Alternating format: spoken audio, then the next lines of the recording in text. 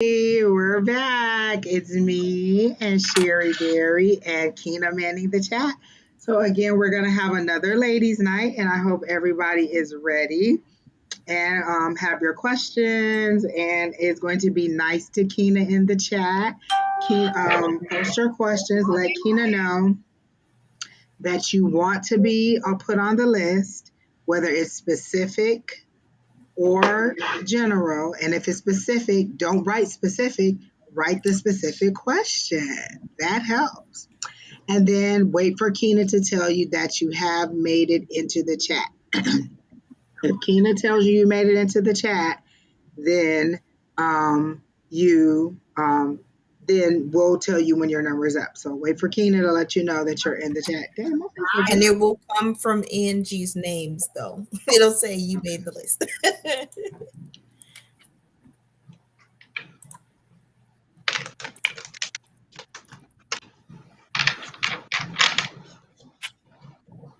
Hold on, my son wants something. Let me see what he wants. He wait right good until I get started. So chat amongst yourself while I scream at him. See, you are stupid, Angie.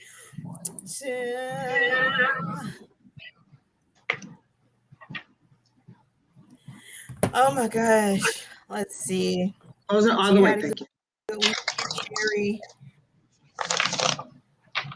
Hold on, I can't hear. My AC's like super dumb loud. Hold on. Oh, we don't hear it.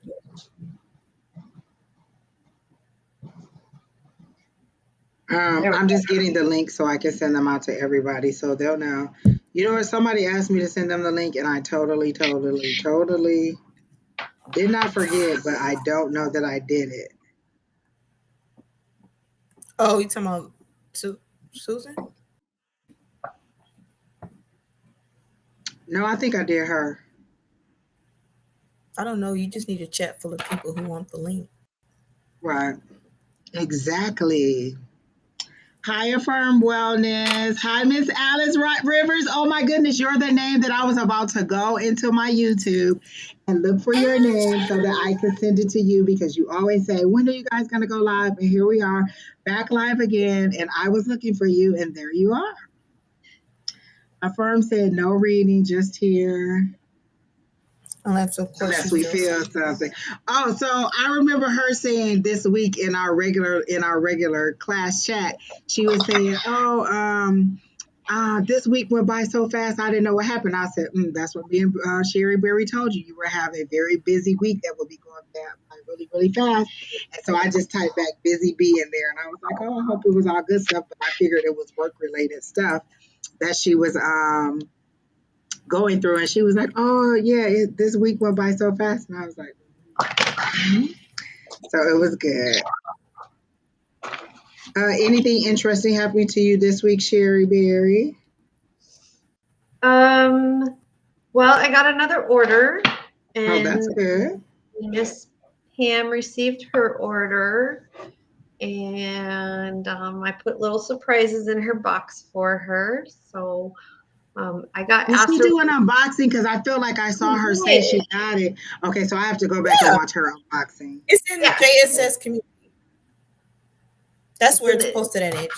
Oh, okay, I'll go in there and watch it, most definitely. Yeah, so she did. And then somebody asked me, my second order person asked me, like, if I wanted to do magic, how would I start? I said, well, you already did as a kid when you blew out the candles on your birthday cake.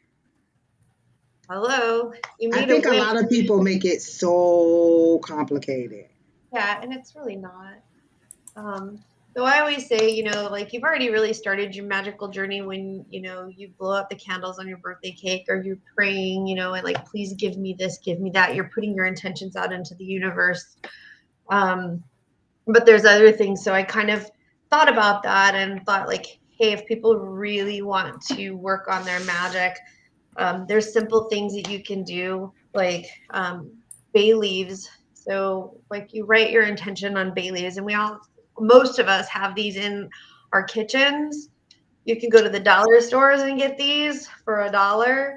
So you write your intentions on your bay leaves, Let me tell you the first time I saw a bay leaf. I'm gonna find that post and I'm gonna show it to you. The first time I got a bay leaf, and I was like, "Oh, this is the post that made me go and buy bay leaves." And Let then me you see if I do, can find it. and then all you do is I've like, been to a couple of retreats and we've done them. yeah, and then you We've just done it with you know, this one for me is prosperity. So you take your bay leaf and you just catch it on fire. Don't be crazy like me and hold it, but you know, get something to I hold. figured since mine was going out, that it must have been something that maybe what I was asking for was not gonna happen. Yeah, I mean, some bay leaves burn better than others. Like the more organic ones burn better than others.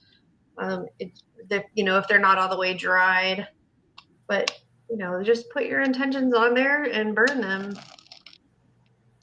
That's pretty much it. So I had all of these ready so you guys can see. This is magic. This is putting your intentions out there. Exactly. So I'm looking for the post because it was so funny, the post that I got that made me get the bay leaf, and I was like, "Yeah, I can see." So You know, well, I have to find it another time. It was so inappropriate. I did it that day that you were like having a down day, and I said, "Hey, can I do something for you?" And you were like, "No," and I'm like, wrote down my intentions for you, and I burned a bay leaf for you. I mean, it's But just I did have a very good week. you Maybe guys you have need a to burn. troll. Maybe you need to burn a whole pack for this week. all You have right. a I got troll you. on your Facebook. Oh, I got you. good guy. I just went and bought a 99-cent pack from the store, especially for this. Yeah, I mean, and it's you know you can put them, you can burn them, you can put them in a simmer pot. I mean, come on, fall is coming. Depending on where you live, I mean, we're still 100 and whatever here in Arizona, but you can put them in a simmer pot with some clove and other things like lemon and orange and clove and cinnamon with your intentions on them, and make your house smell delicious. Oh, that Oh, does sound good. Yeah, and that's cinnamon. also magic. So it was just like a really interesting conversation that I had with my the person that said, "Hey, if I wanted to get into magic, and I, you know, how do I know that I'm magic?" I'm like, "Everybody's magical. We all do it." So those are just some baby steps. So I thought about it, and I thought, well, hey, this is kind of a good thing to start off with. Yeah, and most people think it's just, I don't know what people think it is, but it's as simple as saying it and setting your intentions. Yep, pretty much. Now I go a whole deeper thing than other people do. So All right, guys, we're going to back off. that Pay is a good attention to the start. list. Oh, all right, Kenna. But that's I'm a good trying to thing. get the picture so I can send it to Sherry, because this is the first time I heard it, and I'm like, oh, what's this about babies? Let me see what this is talking about. And I was like, oh, okay. So let me show you. I'm gonna send it to you. Private chat. Private chat. Or they FCC ban me. Actually, of the stuff that I done seen online, they should not care about anything that I'm putting on here, because I am not putting anything on here that I am not. Woo! I found out that you can't even say the word DEATH on TikTok. Oh, really? Yeah, I'm like, what the what? Really? Oh, okay. Well, I guess if that's what happens. I was doing a reading for someone earlier just before we were doing a chat, and they had so many other people in their energy. Half of their reading was about everybody else, and I was just like, oh my God, it's taking me a long time. Um,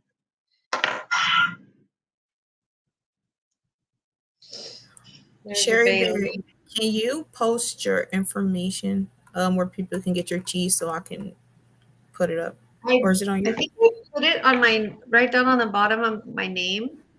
I Okay, I actually think it. put everything down there. There you go. oh, it's really little, and you talking about right there where her name is. Uh, Once we start scrolling the thing, it's gonna take your name away. okay. Keena's getting the chat away, getting the chat ready. Everyone who's asking for a reading, just give Keena a minute to go ahead and get the chat ready. But I was just telling Sherry about several of my readings this week. They had so many other people's energy in it. And I was like, you guys carry way too much weight. Like when I'm doing your reading and everything that I'm saying is about somebody else, or you're pulling in so many other people, you're carrying way too much weight for other people and not just for yourself. Yes. And that is what I just did this week. I realized that I was still lending my energy and protection to somebody that I was no longer dating. And it dawned on me, like, why am I still doing this? And, that part of you where you make that promise to your partner that you would always protect them. But then I spoke with one of my mentors, and my mentors were I'm like, no. sorry, is that something that you tell people that you always protect them? Because I do not Yeah, tell well, people that. And so there is no expectation that I am going to protect you. I What do I actually look like? A football player? cleansed Really not. I cleansed their house. I cleansed their house. In Oh, I fact, don't have a you problem told cleansing me. your house, but what I'm not going to do is promise my undying protection to you unless. Correct. Well, I did. And then I was like, oh, I'm changing my mind. I'm changing my mind because I can and I'm going to. But yeah, in fact, you told me, and I didn't tell it, you said the thing that you cleanse out of that house is gone. And I put wards and shields up for that person. And then I'm like, I don't need to do that anymore. So Exactly. I took it back because I can. It's my Exactly. energy. So that was something that I had to deal with. Like, I don't have to lend my energy to people that don't need it anymore. I have on my U of M shirt for my arch nemesis, and they know who they are. I'm not even going to say who they are, but they know who they are. And this is Michigan, and we won today. And I know their team won today, but my team won today. And all that matters is that my team won today. And just so you know, Michigan. That's all I'm saying. Michigan. All right. So, did you do any readings this week? Any other readings? I did a reading for this guy who's on YouTube. I'm actually doing some energy work for him, and I did a reading for him. His name is Outlaw. Oh goodness, I have to look it up. He's actually been pretty nice to talk to. Okay. The full moon hasn't been. Hello, Elsa Lopez. Hi, Alicia. That's right. Go blue. The full moon for me, but what has been bad for me is retrograde. And I'm just like, don't start with me retrograde, and I won't start with you. Oh yeah. We were supposed to be here. We were good. Like, I don't mess with you, you don't mess with me. But if you gonna come for me, then there ain't really nothing I could do. Just tell you that I ain't trying to hear it. But I did have some dreams, and in my dreams, I was doing a whole bunch of stuff like, worried about how the house looked, and worried about how my hair looked, and worried about what I was gonna wear, and blah blah blah blah blah. And when I woke up, like I kept waking up throughout the night, and it would be different dreams, but it would be the same things, and they kept saying you worry about insignificant things that. So I asked Spirit, I was like, well, what is the point of that? Like, is there anything significant in the dream that I need to remember?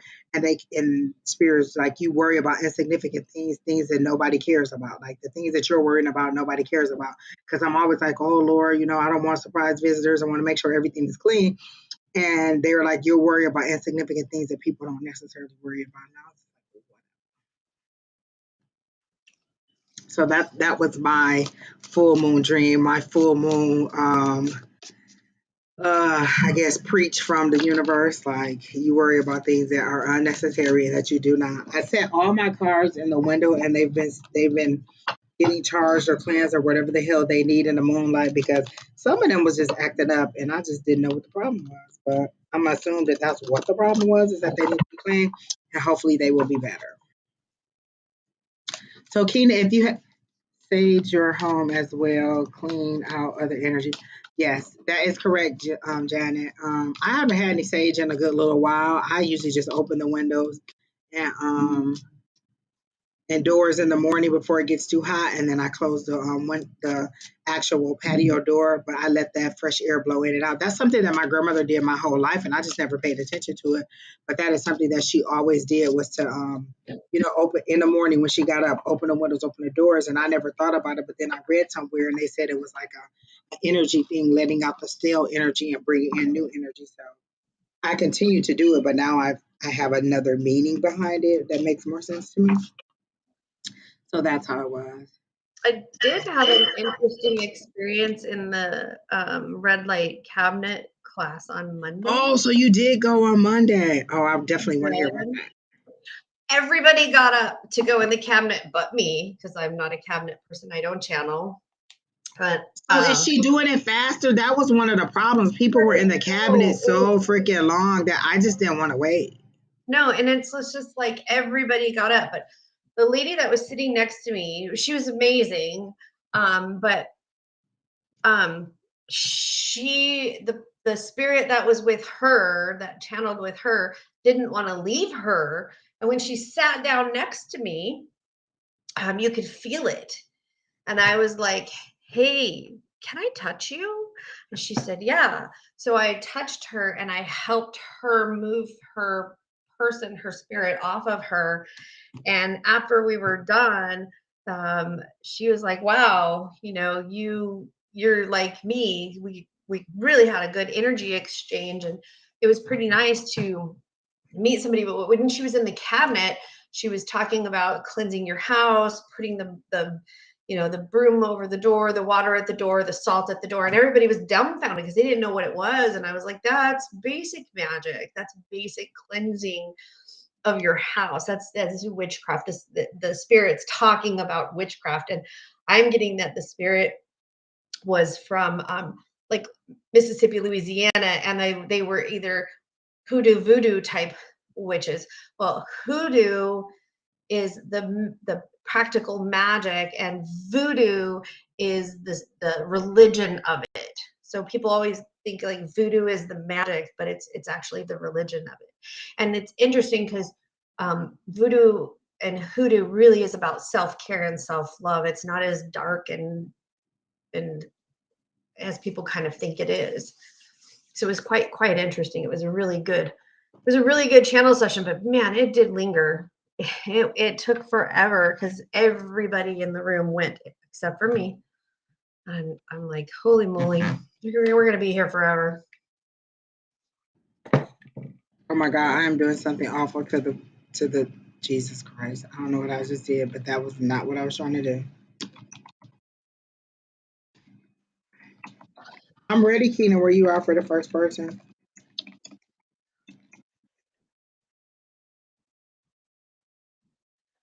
Janet was saying somebody was telling people to inbox for readings, but I didn't see who it was, so I don't know. Keena said she didn't, but Janet said there was somebody.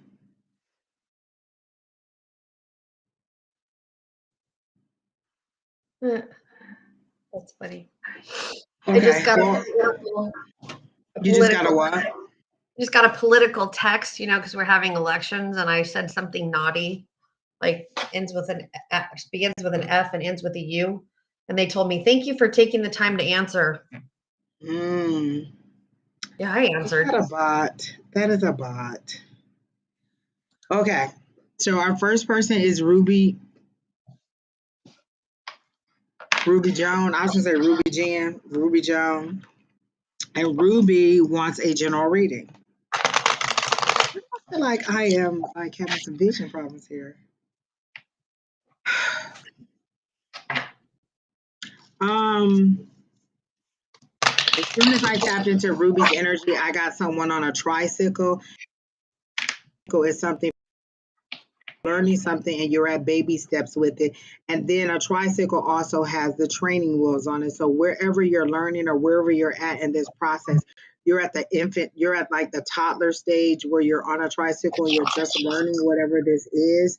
The bike is red and white, and I don't know if that's significant for you, but if you're on a tricycle, to me, you're just learning how to do something and you're at the very infant stage of it, or you think that you're at the infant stage and you should be, because they're showing it to me as you as an adult, Ruby, on this tricycle, which does not match.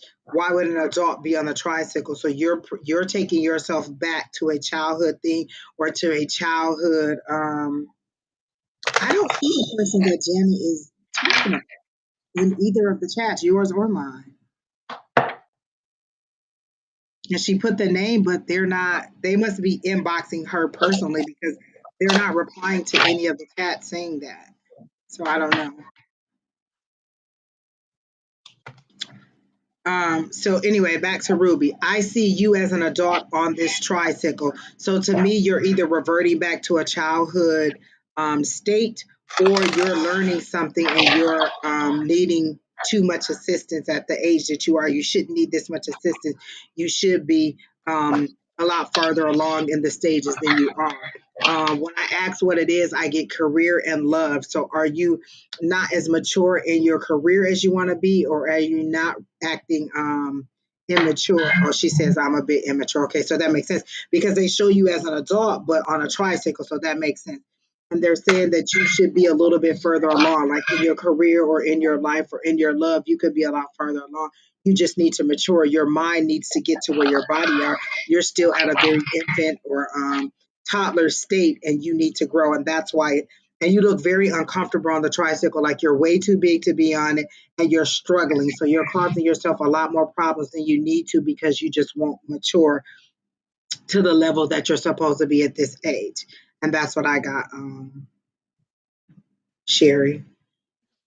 So I pulled an oracle card that says opening a circle, and it does say protection, rituals, lessons, and simplicity. And it kind of ties into what Angie was saying, that you're a little immature or simple and not simple-minded. I get the fact that you're extremely intelligent, but you like to goof around, and that you haven't quite learned all of your lessons yet. I'm going to show you the card. That you do need to develop and grow in these lessons, that either you don't want to learn, you don't want to put yourself through it, or that you that you're struggling with. So then I asked kind of for some clarification, and I got the King of Cups reversed, which to me, a cup is like filling up with profitable, or filling up with goodness. But since it's reversed, it's like you're letting it go out because you're not looking for that goodness in it. So again, you know, it's okay. I'm 53 years old, and I'm a juvenile delinquent. I'll admit it. And it's okay to have fun, and it's okay to do that. But don't forget that you have responsibilities, and there's a time and a place to be a grown up. And adulting sucks, but we still have to do it. And that's how they're showing it to me, is that it's causing you, it's stalling you and keeping you from progressing because you are not maturing to where you need to be. And so where you could be making advancements, you're just not. And you're stuck at this spot. And if you would just kind of not necessarily get rid of your youthful passion, because your youth and your laughter, I feel like that's a good thing. But like Sherry was saying, know that there's a time and a place for it, and be appropriate with it. And then you'll be able to grow and advance. Like that's some of your money, because they're showing me the Four of Pentacles, and it seems to be like a money issue, or that you're holding on tight to money, or you're just not, you're concerned about money, and you could advance. And like, because they're showing me money falling from the sky, but it's black and white. When things are black and white for me, that means there are decisions that you need to make. And so you need to decide how you're going to progress, or how to get past this immaturity level in order to progress and make more money or make more advancements, even in your relationships. Like it seems to be not so much as much in your relationship, but still a significant. Those are the two areas that they showed me where love and finances is where you're having this maturity issue, and it's what's keeping you from progressing. Yeah, definitely. Miss Elsa, I read your question. You don't have to post it again.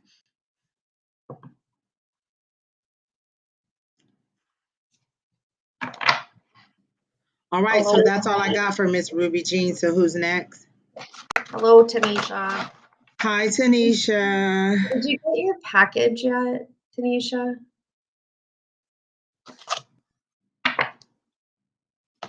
I mean, So who's the moving next person, King? Oh, Mary M. May I be added to the list for a general? Again, if you guys keep asking for generals, I assume that your life is perfect. You really don't have a question, but I'll go ahead and ask Mary. Okay.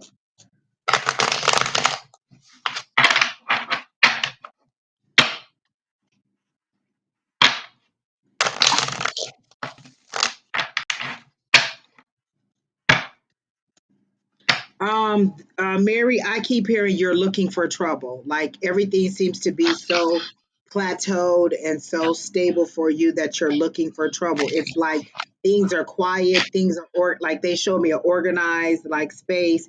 They show me things in place where they're supposed to be. They show me it's kind of quiet. Everything seems to be okay. And then you're going around and you're opening doors and you're opening cabinets and you're opening drawers and you're looking for trouble.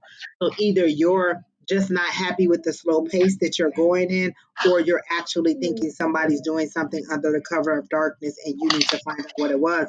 But for me, I don't get an ominous tone to it and I don't get anything sinister. I get that you're just basically kind of like, things don't seem right. I'm used to things being busy. I'm used to things being fast. And so you're just looking for, and that's literally the words that Spirit use, you're looking for trouble. Like you're searching for something or something to stir up and there's nothing to stir up because things seem to be okay. I don't get any area of concern. Like I asked for what's for your greatest and highest good. And they literally just show me things in order and you just, trying to figure some stuff out. So that's all I got, Sherry. I hear that they are purposely slowing you down, and you're not taking the rest. And it's funny because I saw a cauldron and like you're stirring the pot because you're not taking the rest. That they are doing it intentionally. That you've been working really hard and it's time to just slow down, look around, smell the roses, see what you have, see the abundance that you have in your life, and appreciate what you have right here, right now, and take it in. And the card I got for you was Mugwort Dreams, which was rhythm, higher self, reality, and rest. So they're telling you just to take a step back and look at what you have. Stop and smell the coffee. Stop and smell the roses. Relax. Exactly. You don't need to you don't need to look for something to enjoy the rest and just calm down and what I keep hearing is if you keep looking you'll find something but you'll cause drama where there doesn't need to be drama. Enjoy this time. I'm getting something about, is Christmas like a very festive holiday that you really enjoy? Because I got like Christmas cookies with little sparklies on it. I got decorations and you being excited for that. So is that your next time or shine or your next holiday that you really, really enjoy? Because I see decorations and you just being in a full blown spirit and loving the chaos of it. Like where some of us are overwhelmed by Christmas, you seem to be very okay with that time of the year, and the hustle and bustle of it all seems to be something that you enjoy. I'm getting that you're the kind of person that if there's not stress and chaos in your life, you think everything's wrong. Like you live on a certain level of stress. And if it's not there, then you're like, holy shit, everything's going to implode. And that's not the case. Like right now you're given peace. Right now you're given rest. Right now they are shutting your butt down. So sit down, relax, watch the TV. It's going to be okay. You do you. Don't worry about the rest. If Christmas is your time to shine, you're very much going to enjoy that season. Like you're going to thrive in that season and you're going to that's going to be your next place where you always have something to do. I got to go do this. I got to do that. And it seems like you like to bake or to, host parties and things like that. And I feel like you're going to get back into the stride of hosting the parties and having the gatherings. Like this is too much downtime for you. This is too much, me time. Like most people be like, I don't never have any me time. You like, I done had enough of me. I'm good. Let's move it forward. Let's get this show on the road. That's kind of how I get it. The spirit's like, nope, what's coming along is going to be great. They're showing me an ace of wands. So I'm thinking at the beginning of the year, it's going to get very busy. you're either taking on a new project or another job, but I see them adding to, not taking away or replacing, not like they don't show it to me as if you're leaving one job going to the next one. It seems like you're adding something new to what you already have. So I do feel like whatever project or whatever idea that is going to be new in your life, it's going to come in January, and that's when the new spark is going to show. And they're showing me a wand. So wands is creativity, aces are new, new beginnings, and then they're also kind of for me like a gift from the universe or something that where the universe has their hand in it and they're going to assist you with it. So I do see good things coming for you in January, something new, something that is beneficial for you and fun for you and keeps you busy in another way. Yeah. And there's something about football. Or do you do football squares or fundraising or something for kids? There's something about football. Is that something exciting to you, like Super Bowl or something like that? Like football came up. What is it with the football?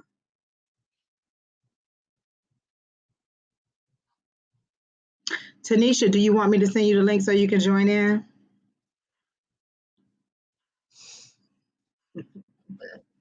We're open. Come on, honey bunny.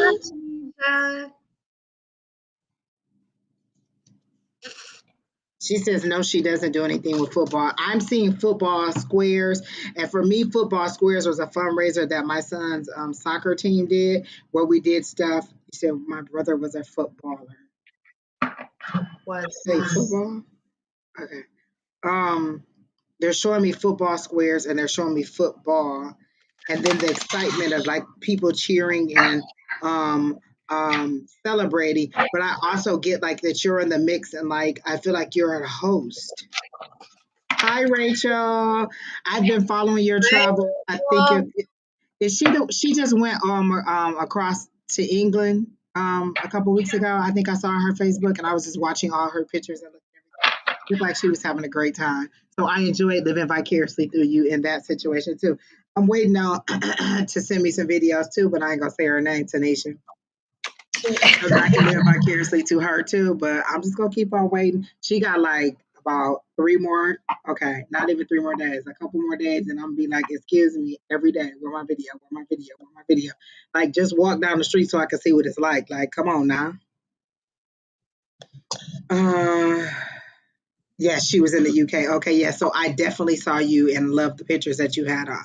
So she's saying nothing about football. So that's all I got about the football. It's like there was a big celebration. There was people cheering and watching the game and enjoying it. And it seemed like to be in your space where you were the person that was celebrating Mary M. So if that's not you, then or if that's it, then I don't know what they're associating with football. And I don't get any spiritual energy like any spirits are coming in regarding football either. So, what about you, Sherry? No, I just get that she needs to chillax. All right. Okay, Keena, who's next? Eat a gummy Or Carmel? or caramel. Just throwing it out there. Black velvet rose.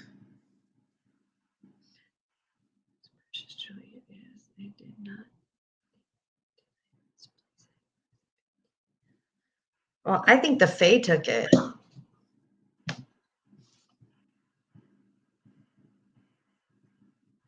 See, I got like as soon as I read it, I got like a dresser, like it fell behind something, or it's down in like it fell into a crevice or crack. I get something with like a big tall.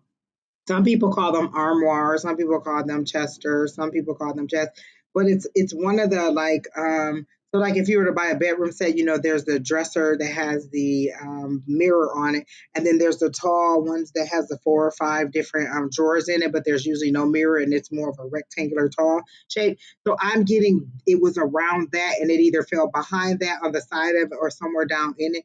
Like when I asked, is the jewelry still in the house? Wait, let me think, because I thought I heard a no, so maybe it's not in the house. I don't know. Shit. Because I saw where it was, or maybe that's how it came up missing, but I see the tower that it was sitting on, or where it seemed to have been sitting.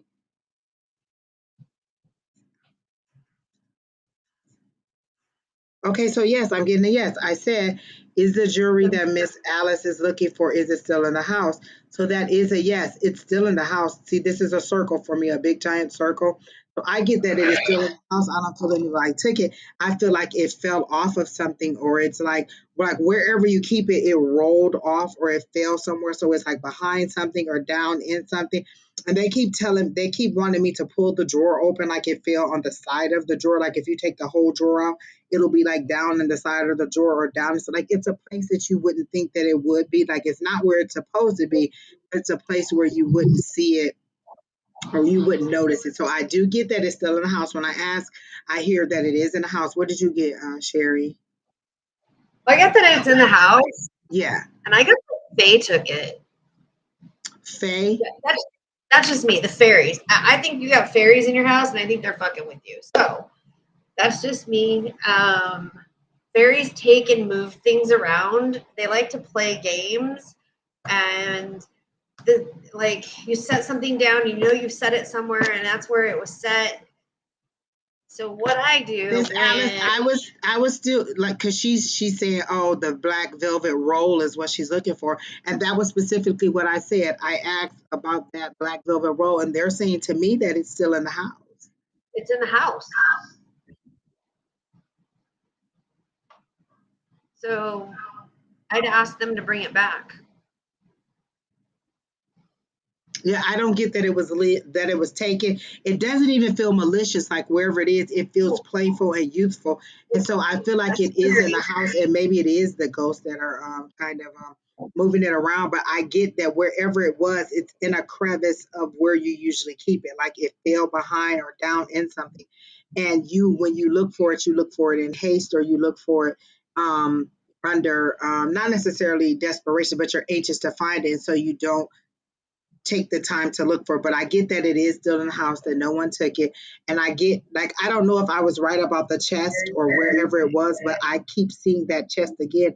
And then like they want me to pull the drawer out, and then it's like, so if you pull it out and then like on the side of your drawer, there's either a crevice or something on the side where it could have fallen down in there, or it's down in the drawer, but it's somewhere tucked in a drawer or on the side of a drawer, in a piece of furniture is where I get. She says they look for it for weeks. Believe me, I've looked for stuff for weeks, and then when I was looking for something else, there it was, and I know it was in the same place that I looked before. Listen, I have a pack of safety pins that I have been like, oh, anytime I need a safety pin to pin my little shirt clothes or whatever I need to pin it for, I'm have them here. Every time I need them safety pins, you know where I find them? I don't. I still don't know where they are. And then I found them while looking for some buttons, and then said I was going to remember where they were, and I still to this day don't know where that new pack of paper little safety pins are. They're in the house. Nobody took them. I just don't remember where they are. And I've looked all over all the little bags, places, crevices they are. But next time I'm not looking for them, I'll find them. Okay, that's all I got. Who's next, Keena? I have like super heartburn.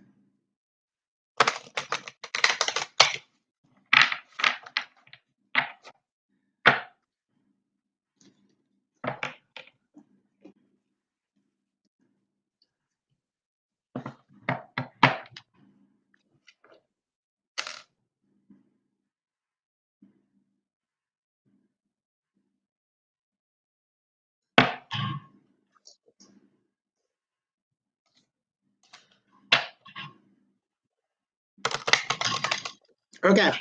So I asked several questions. I asked, have we already answered this question about moving before? They said yes, and we told you soon.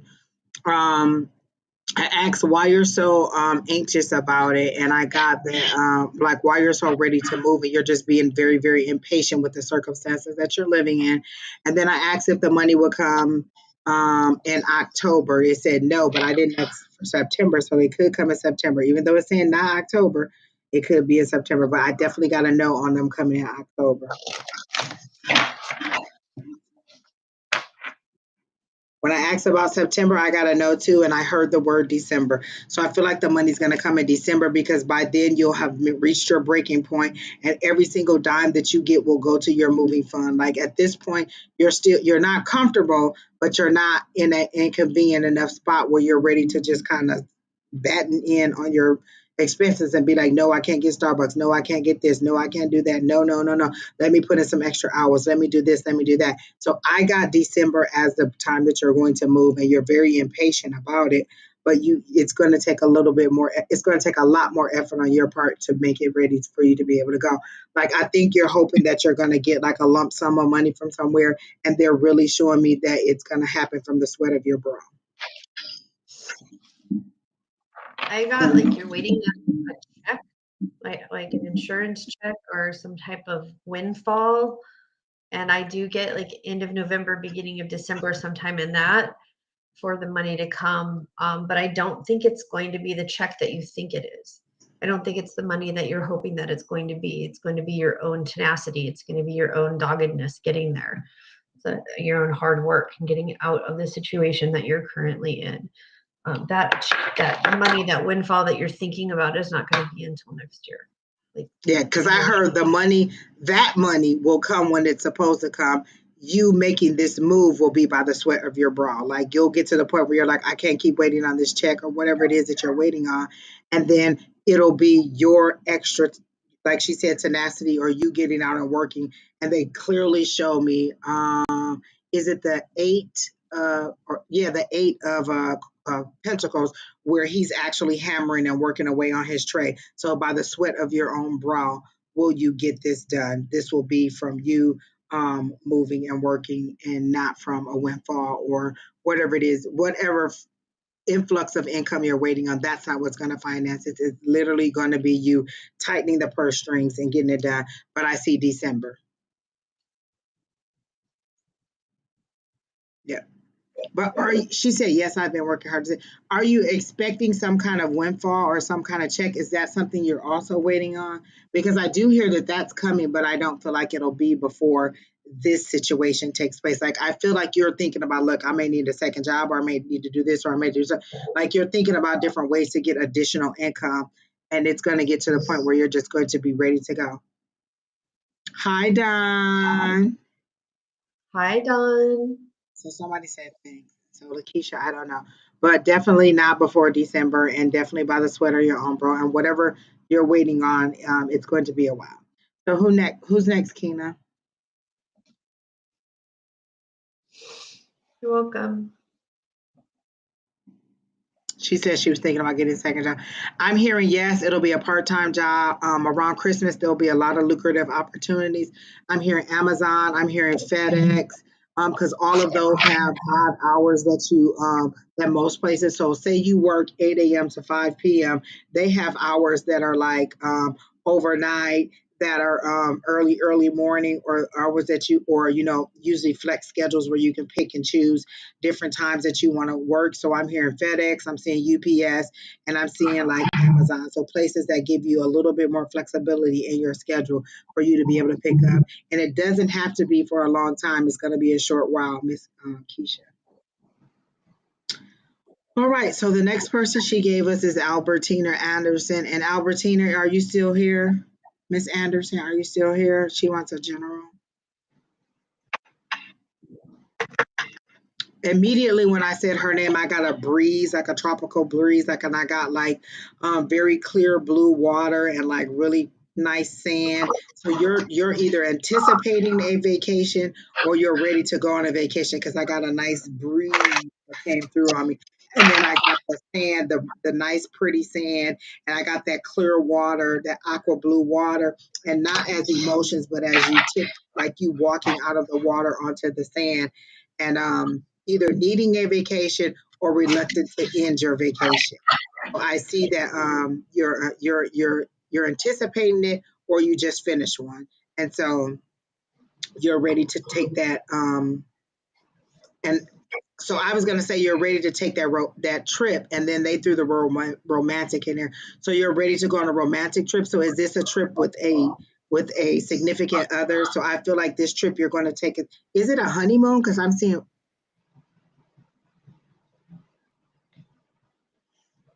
Is it a honeymoon? Because if it's not, then I won't go on. But it does seem to be a romantic um, thing, a romantic trip.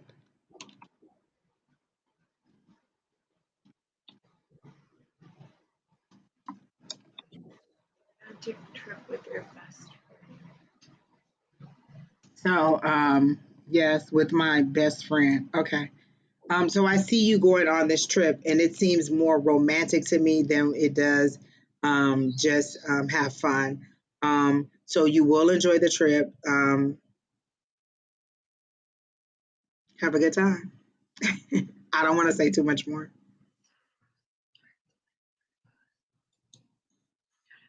He is the person I'm supposed to marry. Oh, interesting. Come back and tell us how it goes, Miss Albertina, because I think that you're going to be pleasantly surprised. Yeah. So, what's funny because I got when you said a gust of wind, I pulled a wind card, the rising winds. Uh-huh. And this is about a magical release, a calling in or intention or a stronghold. So you're saying that you're going on this trip with your best friend, and best friend is a stronghold, like a it's really hard to find a best friend, especially one with that. What am I trying to say? One with that deep connection that I feel you and this person have, and and again, it's like it's so intense for you two that I feel like it's happened over and over and over again, and that this is your soul person. Like I've had soul dogs, I've had soul people in my life, whether they're friends or lovers or best friends, and this is your soul person. And so I think that this is a pretty interesting situation. That it's a it's going to be very, very good for you. And I I will think let you know when you're at it. She just so you guys know, Kina is manning 7 different chats. So though you may not see a lot of comments in your chat or whichever platform you're on, they all stream into one big chat for us. And so Kina will add you and she will let you know whether you like specific. You have to tell her specific or general. And then if it's specific, don't type specific, type the exact question. And then Kina will add you on your platform and let you know that you got it. Okay, go ahead. I'm sorry, Sherry, go ahead. no, I also think that this person that's your best friend, you've been repeating this pattern in many cycles and many lifetimes. Um, that's what I'm hearing. I am all of a sudden extremely excited for Miss Anderson, and I don't want to spoil it, but I feel really excited for you, and just come back and tell us how it works out. Yep, I want to hear. Definitely come back. So like, share, subscribe, comment, and subscribe, and then come back and let us know because I don't want to show you what I see because I don't want. Yeah, correct. She says they were past people. They've been intertwined many, many times. All right. So who is next? Tina, who's next? My nose is running. This is ridiculous.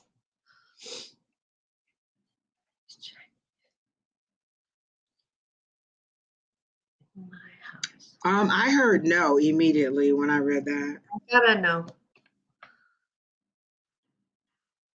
I got like a lady. I see a little like a female figure taking the container, like um,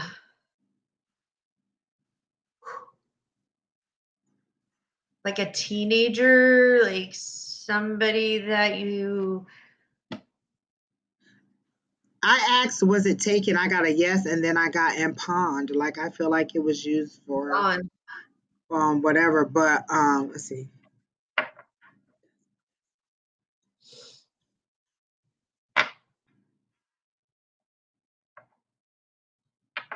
Was there someone in your life that was on drugs or who may have Yeah. taken it to sell it for drugs? Because I'm getting that it was pawned and it was used for drugs. And I asked if you knew the person, so you do know the person. It seems to be a female energy, a younger person, and I feel like they used it and pawned the jewelry and spent it on drugs. And I asked, did you know the person? I got a yes. I asked, was the jewelry in the house? I got a no. And when I asked, was it in the house? I got no, and that it was pawned. And then they showed me the money, but then I also they also showed me like pills and different paraphernalia. So I feel like it was taken and the money was used to buy drugs.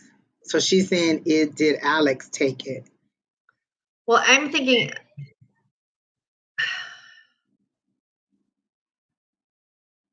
I got a no on Alex. Alex no, doesn't feel like a girl. Alex feels like a boy.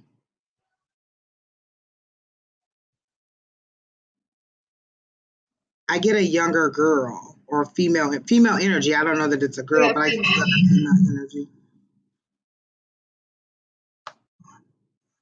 Hi, I got Coco. I got like a like a how do I say this? I don't know if you have a teenager in the house, but I feel like it's a friend of one of the teenagers in the house or a teenager that's Oh, been in the house. okay. Yeah, because I Is that did get a younger energy and that they just kind of swiped it and sold it and it's gone. So right? I don't feel like it was one of your children or your people, but someone who may have been invited into the house because um I don't know. Yeah, and it may not have been somebody that's consistently goes to the house, but has been there a time or two. It's not a regular, like, your kids just like, oh, come on over, and they're like, can I use the bathroom? And like one of those situations, like they just stopped at the house to grab something and go. I see it's like a chaotic spur of the moment kind of, oh, snatch and go.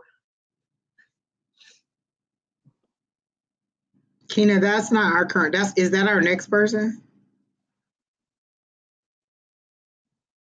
She says her daughter has those. That's right. And I asked, was it her child? And I did not get that it was your child. But like Sherry was saying, it's one of their friends, and pretty much the jewelry is gone. And I don't even feel like they did it all at one time. It was like I need drugs this time, I need drugs this time, I need drugs this time, and so it was piece by piece, and it may have been scattered all over too, It wouldn't not to raise be, suspicion. Hmm. yeah, so it wouldn't be like suspicious. Like, Hmm. so they did it a little at a time. Yeah. Oh, it's gone. Yeah, I feel like it's gone and it's sold off. So I don't get that you'll be able to find it. All right. So who's the next person, Kina? Wow, that list filled up quick. Dang, Skippy. I see 19 pinned messages. So she said, please don't add me. Okay. Taylor doesn't want a list, doesn't want one, Kina. Please add Oh, me. please add me. Oh, girl, I don't listen. Look, where them not them glasses that don't even help. Let me find them. Hold on. All right. Lord help the I children. don't think that your kids even know that it happened. I don't even think your kids know who did it. That's the thing is I don't think but I think your kids feel guilty about it. I think your kids feel like, oh crap. Now they are like, who can I trust? So they're having doubts on who their friends are. And it's a really crappy place for them to be too. And it's a Coco, the list is closed. If Kina hasn't told you already, the scroll at the bottom says the list is closed, so we're closed with the list. We have like 20 people waiting to be read. Miss Taylor, if you don't tell me what question it is, because you said question, you said specific. If you're not going to tell us, then we're just going to do a general, and we're going to go. Actually, if you don't respond, then we're not going to do it because that means that you're probably not here. So, Miss Taylor Washington, if you're here, you're welcome, Miss Elsa. I'm sorry it didn't turn out better than that. But also, Spirit is making this clear. Don't go and yell and scream at your children. Like they no, literally don't know. Like even if you were to, who is this? Who is this? Who is this? They wouldn't know. They wouldn't remember. And it doesn't feel again like somebody who is consistently there, or it feels like this person was a false friend or whatever. but it doesn't seem like there's anything on their part that they could do or that was malicious on their part. Like I feel like your children are good people, and that they're that that they are kind people and they extend their, like, you're a good mom and you're like the place to be. So this person just unfortunately was a bad seed, came over, got it, and like I don't even know, like on to the next victim. And so I don't think your children would even know, like even if you're questioned to be like, well, who was here or who was it? You wouldn't even know a time frame. They're not even giving me a time frame, just that it's gone and kind of apologetic that you won't be probably getting it back. Yeah, your daughter. No, I'm pretty sure she would not remember who it was, but it does seem to be a female person who did it. Okay, so Miss Taylor has not responded, so let's go to the next person, Keena.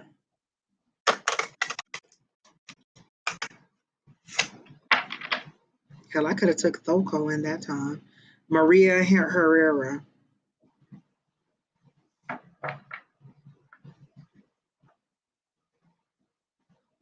Okay, Miss Maria, let's see what is going on. Maria, are you the one who has the brother that is in Mexico that is ill? And you're hoping to see if we have a different diagnosis from him? Are you the one who has a brother that is ill?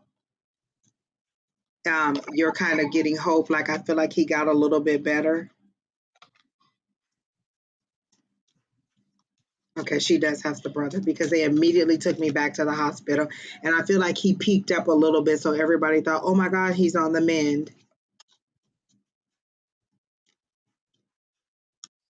And they're showing me the scene from, and I don't know if you used to watch Grey's Anatomy, but remember when they all went on that big flight just before all the doctors bought the, and I don't know if anybody watched it.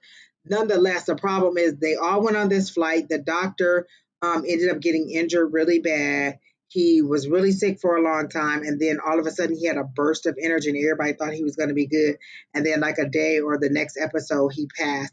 And everybody thought, oh no, he's getting better, and that was just that surge of energy or that surge of life. But he did not fake it, and so I think you were coming. You didn't want to ask, but I think that is your biggest concern: is he getting better? Are things getting better? I can't give you medical advice, and I can't tell you definitively whether it's not getting better. But that's the situation that they showed me, and I remember distinctly from Grey's Anatomy that happened. Like him getting that surge of energy, and everybody thinking, "Oh my God, he's up, he's laughing, he's joking, he's doing great," and then all of a sudden it was over. Oh, Big Steamy. So that's Pam know exactly that's what I'm talking about. Pam and Miss Linda be in the comments, and they be knowing everything I'm thinking before I even think it. Y'all psychic, y'all a little bit psychic. I think Miss Linda and Miss Pam F might be a little bit psychic. But that's what I'm getting, Miss Maria. You really came here to find an update on your brother, and that's what I got.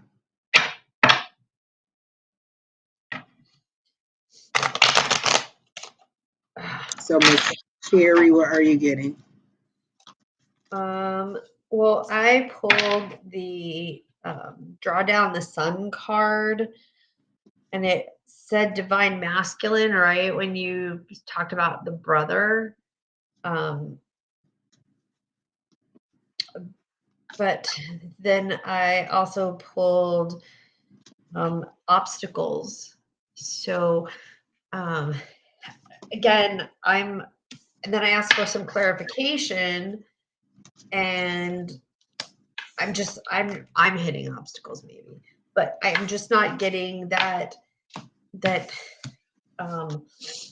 like he's just gonna plateau, he's gonna stay where he's at. Like even though he had this peak, that his journey is drawing down from the sun. And for me, that like the sun is kind of like a final destination in a way. You know, the sun Miss is Elsa, we have like 17 people waiting, so we can't answer a second question. But if there's time at the end, I'll try to answer it for you. But right now, I can't answer that question. so kind of where I'm going. Also, I'm getting that you're asking because you want to know when's the perfect time for you to go and visit, like go over to Now, Mexico and visit. And so that's what you're check like you're being very very close to um um wanting to know what the end stages are because you're wanting to know when you should go. When is a good time for you to go and check, and you don't want to keep going back and forth. As she said, I hear now echoing in. So you probably should make, I would think, go and at least put eyes on your brother or say hi or whatever it is that you're planning. But it seems to me that you're trying to figure out when you should go or when you should not go. And now might be a good time. Get an honest and realistic update from the doctors or from your family that is there, and then make your decision that way. But that's what I'm getting. But I always hope I'm wrong in this situation and that you come back and tell us that this person made a miraculous recovery. So I do wish you the best on that, and I do wish healing energy for your brother. And I'm sure that you're aware that you could send positive healing energy. I feel like you're praying and asking God to heal him, but you know you have the power and the wherewithal to do that. So you can send him positive healing energy also. So know your own power, know what you can do, and send out that positive energy also, or healing energy. Positive energy is one thing that may be to be hopeful through the end, but also send healing energy. You want to heal them, and that could be and even if your person passes, because they want me to say this, it doesn't mean that mentally they weren't healed. Like we think of healing as total recovery, but sometimes healing is displacement from the body, displacement from the mind situation. And so think of healing in all the different aspects of the way the healing can go. And then that's all I got. Do you have anything else, Miss Sherry? no, but the time is now. I mean, it all depends on how you want to see your brother in the end. Do you want to see him when he's able to communicate with you, or do you want to see him when he's incapacitated and unable to? How do you want to see him? That's the important part. It's your memory, what you're going to take away from it. And Exactly. so that's your, but I'm hearing like now. Now is a good time. Yeah. And Miss Emma Jean from Scotland, nice to meet you. What time is it in Hello, Scotland? hello, Miss Imogene. Yeah, you prayed for our, yeah, I can tell that you're praying, but also send that energy. All right, who's next, King? Oh, Monica J. Lord. Keena, I need to pay more attention because you just pop. And Monica J, I haven't heard, I don't feel like I've seen your name in a long time. It's good to see you. It's good that you're back. Let's see what you're asking for. Oh, my favorite, a love reading. You must have known. All right, Miss Monica J.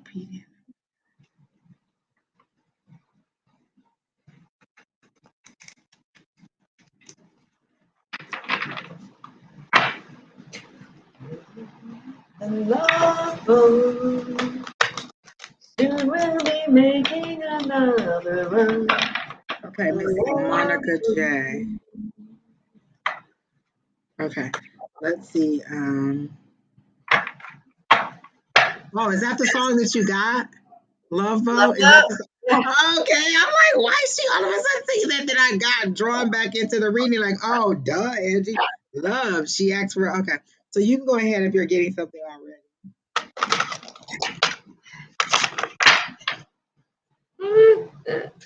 Pete Delgado. When we start the list, we started about an hour Ooh. ago, and Keena is pulling the names in from 7 different platforms.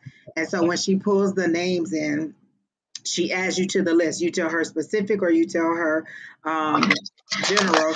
She pulls the names in and then she makes the list and then she tells you. Keena's on the back end, so you don't see Keena. This is me and Sherry.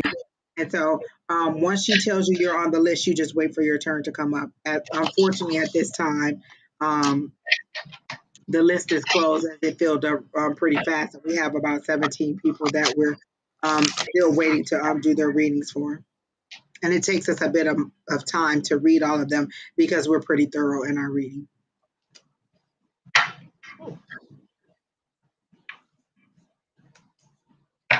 Love boat. Okay.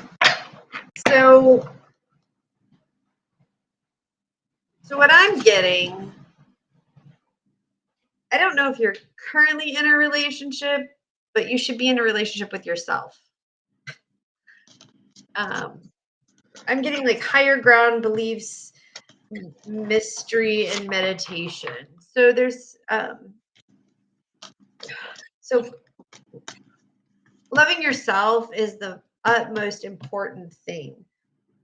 To love yourself before you reach out to love other people. So if you're in a relationship, remember that you come first. And I read something the other day that it said, while I'm in a relationship with you, I want you to put yourself first, because I want my partner to prosper, to grow, and to put themselves first, and don't forget about them. So I'm getting that you need to put yourself first. There's something that you're not doing, that you're forgetting to nurture yourself. You're forgetting to take care of your needs. So you're looking and seeking for something that you need to find within yourself first. And maybe that's why it's telling to levitate. So level yourself up before you're out there looking for somebody else. Meditate, find out what those things are. Banish like right now is a really good time for banishing, pushing away those negative thoughts about yourself, that you're not good enough. I'm hearing you keep saying, I'm just not pretty enough, just not good enough. My hair is not good. Maybe my skin color is not good enough. Maybe I'm just That's funny that you say that, because look at the card. Look at like how they do the Five of Cups. It's just her sitting in emotions, in her tears. And then they told me that all those little eyes, and I don't know if you can see it that well because of the light, but all those little eyes that are in pictures are back there. Those are past relationships. Those are you not letting go of whatever the thing that happened in a relationship and holding on to them and being like, I'm not going to let this happen. I'm not going to. So it's good that you're standing your ground and you got the lessons, but you're holding on to them so tight. So you're worried about all the little relationships that didn't work, and then here's something in the background waiting for you. But this card is I love the way they did the Five of Cups, because look at all those little eyes staring at you and all the grief that you're giving yourself, but it's your own grief. This is your eye over and over again. For you, these are all relationships that you won't let go of. So then the next card that came out, because I asked a question, I said, okay, well, what's the problem? So then this is what you want, Nine of Cups. This is where you want to go. And so I said, oh, well, that's great. They're saying it's there, it's waiting, it's in your future. And so I said, well, what's the problem? I said, so what's it going to take for her to get there? I worded the question wrong. And so what I got was Hermit Mode. You're going to need that deep inner self-reflection.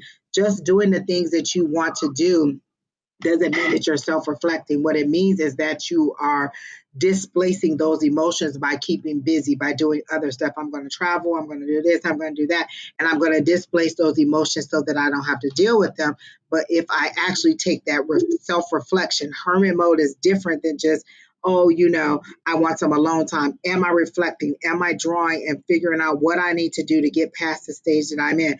I don't know if you were on when we first got here, and I said I had a dream, and in the dream I was doing all kinds of stuff, like worrying about what I was going to wear, what the hall was going to look like, what the place was going to, what everything was going to be like. And when I woke up, I asked Spirit, why do I keep having this dream? Because I had 3 dreams in the same night. I kept waking up every 2 hours, and in each dream, I was just busy fretting with little stuff. And what Spirit told me was, you are worried about things that don't matter, insignificant things that people don't even care about. You're worried about your hair, you're worried about your house, you're worried about how this look, how that's look, and they're saying these are insignificant things that people are not worrying about. And so you need to take that self-reflective time. But you know why that came to me in my dream? For the full moon, I told everybody over and over and over, release those things that no longer serve you. And so what did I say? Hey, full moon, take all those things that don't deserve me. This is full moon in Pisces. So cleanse me. Go ahead and take all those things that no longer serve me. And what they're telling me is all those little details and all those little things that I worry about, I don't need to think about that. So in this process, I am still being taught. I am still being,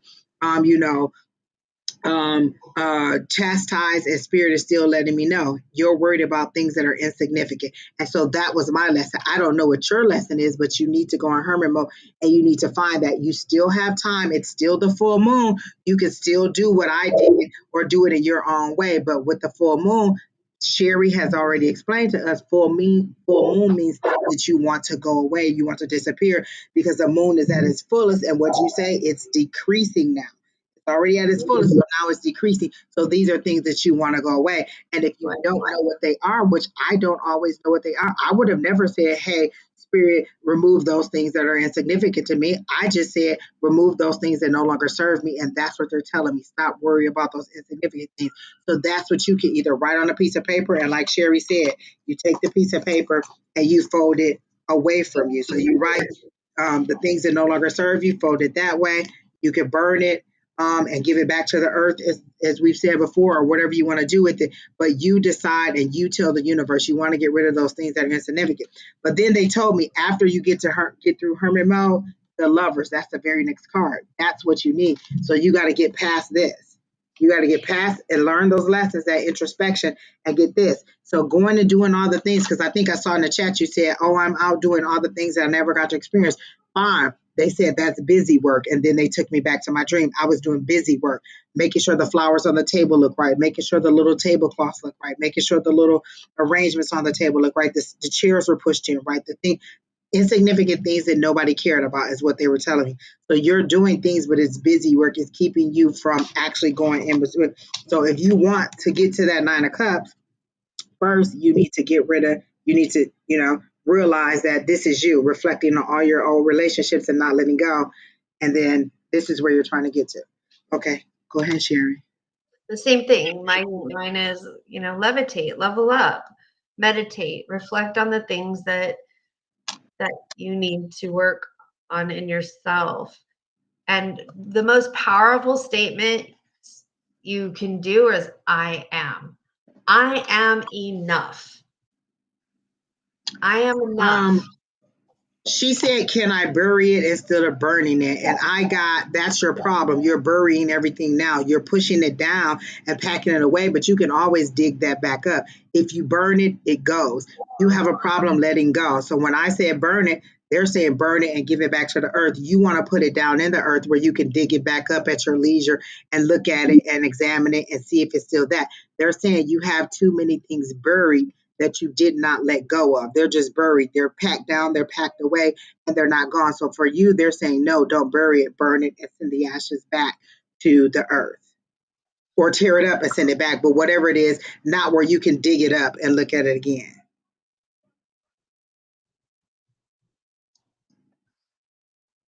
Burying, and Keena said burying is for things that you want to grow. So if you bury that in the ground, it's going to grow up like a seed. So no, you don't want to bury it. You want to burn it and send it back. The ashes, it's gone, it's done. Burying it again gives you the chance. She said like a seed. So you need to burn it, not to bury it, because when you bury things, they grow up. You want to get rid of them.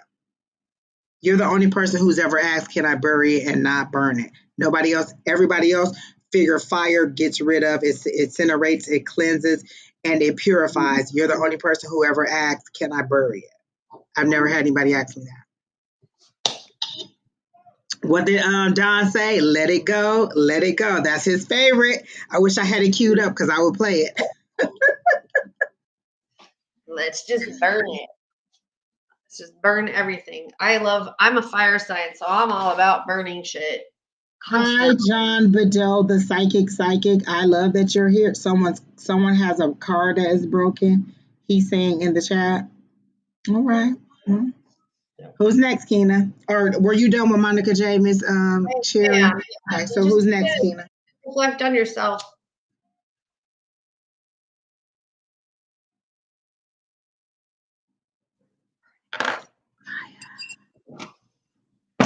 Okay, replying to this person wants General Sandowi.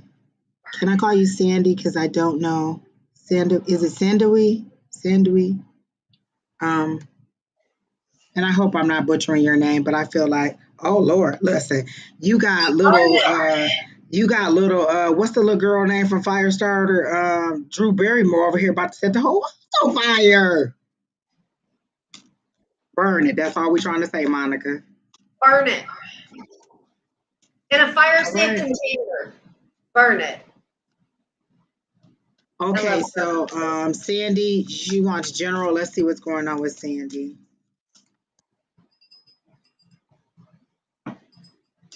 Okay, hold on.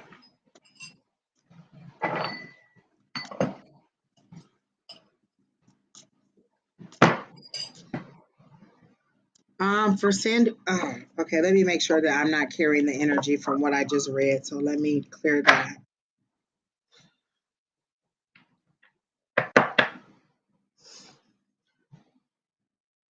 I love fire. Okay.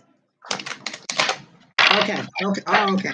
So I saw you on a bus in a seat looking forward. So I wanted to make sure that it wasn't related to me seeing somebody have something about a car in the chat. So no, that's not it. You're taking a back seat to your life. So there, because I said, well, what's with the transportation? Is she? Because I said, are you trying to buy a new car? And they said no. So I said, what's with the transportation? So they showed me a journey. But then I heard back seat. You're taking a back seat to your life. You're letting other people make decisions that will determine the outcome of your life, and you're just kind of taking a back seat. You're kind of putting your wants out there, but if it doesn't happen, then you're just like, oh well, and you're just thinking that like it's karma or this is fate or this is just what it's supposed to be. And what they're saying is no, you need to step up. You need to be a little bit more, not necessarily. Well, yeah, because I was going to say not aggressive, but Spirit is saying, yes, you need to be a little bit more aggressive, speak up a little bit more, stand up for yourself. They're showing me the seven of wands. And so for me, that's standing your ground. That's after a victory, but then standing your ground and keeping your spot, persevering. So you're allowing others to make decisions on your behalf that are affecting how your future goes. So you're taking a back seat to your own life. And I'm saying that you need to go ahead and take more of an active role in the decisions that affect your life or your future. And so, So I pulled this card that says sincerity, the hermit, expansion, and subtlety, but I pulled it in reverse. So in reverse, that's telling me that, again, just what Angie said, you're taking a back seat to your own life. So step up, get into the driver's seat, and stop. I can. What does the card say? Well, right side up.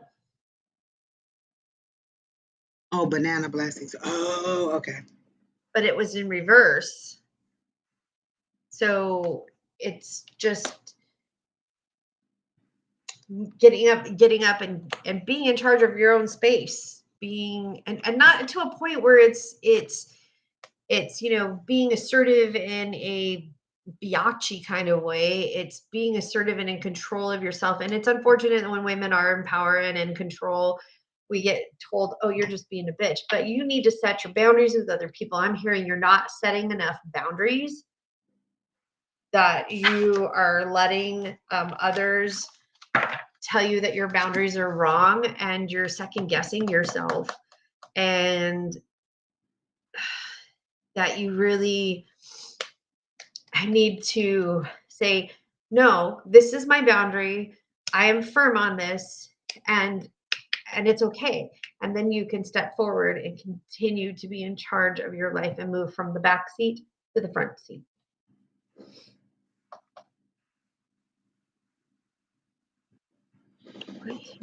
John, if you would like to join the live, that was another thing, but we would appreciate if you didn't, do that in the comments, but you are welcome to join the live and we can send you the link and then you can get on here and share your opinions in that way.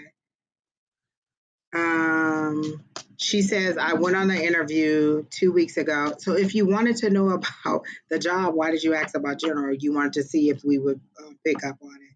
I really hate when people do that. Sometimes it can be.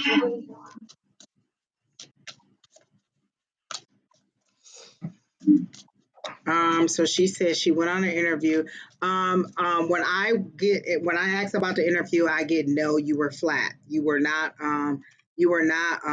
high energy, but you weren't low energy. You were just flat, and it wasn't that you weren't it wasn't that you weren't talented. It was that you just didn't seem to fit into the community, like it seemed like into the environment or the workplace environment that they were going to have. You were just flat. They couldn't read you either way, and so I'm getting a no on the job, um, but I could be wrong.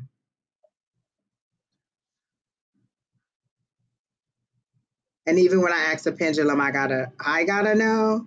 I'm getting Mine is a no, so I'm getting no. But they again show me you as flat. You were flat and not getting not like the personality just wasn't there, and it wasn't that you didn't have the skills. It was just a flat personality. Like you really need to just be yourself and stop being so restrained. They literally show me, and I don't know how you're gonna feel about this, or if you've ever seen the church lady from Saturday Night Live. Like you're just so tight and rigid, and you just need to kind of relax and just be yourself, truly who you are and not who people perceive you to be. Just be who you are. And so I got a no on the interview because you were just so tightly wound, and they just didn't see any kind of personality from you.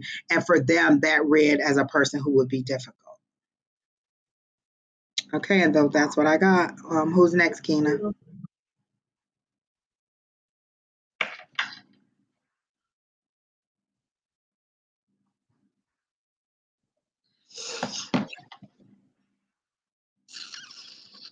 dreams. Dreams. Margaret, I don't understand what dreams mean. You want me to interpret all of your dreams, or like what does that mean? If you're still here, Margaret, she all she said was dreams. Okay, so Margaret, either tell me that you have a dream that you're asking about, or you want to, you know, what, Margaret, respond with something different.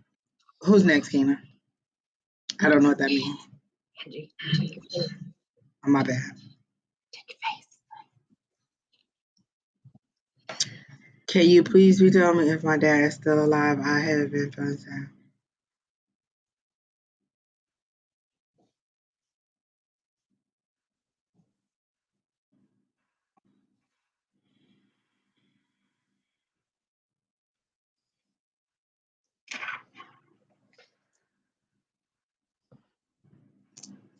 So when I read your question, I immediately got to know uh, when I did the pendulum, I got to know. Looks like Sherry's getting a no, so I'm not getting that your father is still alive. Um, I heard. Okay. is he? Did you two lose communication? Because I don't get that. Why you wouldn't know that he is deceased? So it feels like maybe you two lost communication. Um,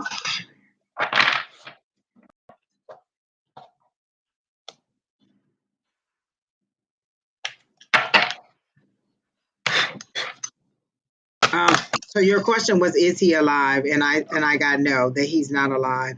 And so you do you have an aunt who I feel like he has a sister and aunt that you can reach out to and get that information from.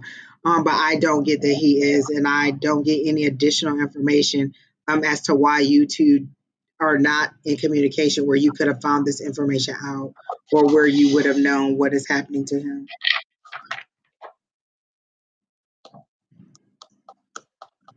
So that's all I got. Who's next? Keena, we can go back to Margaret. She has,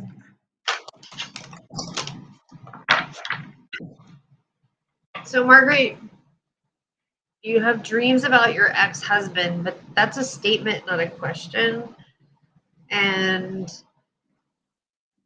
I, okay, so Molly asks, was John banned? Well, even though he was very well intentioned and nice in the comments by reading you guys, if he wanted to get on and do a reading, he should have got on and did a reading. We still think it's kind of scammy and scuzzy for somebody to come on somebody else's live and read people in their comments. So for me, I just felt that was a soft sale. Like the next thing he was gonna say was like, hey, inbox me and I'll give you a full reading. So he didn't go the full route because that's what we've been complaining about. but he did start, and it could have been well intentioned for him, but it's kind of rude to come to somebody else and start reading. That's like me, like coming to your party and being like, oh, I want to have my party on top of your party, or I want to, interrupt your situation with whatever mine is. It's rude.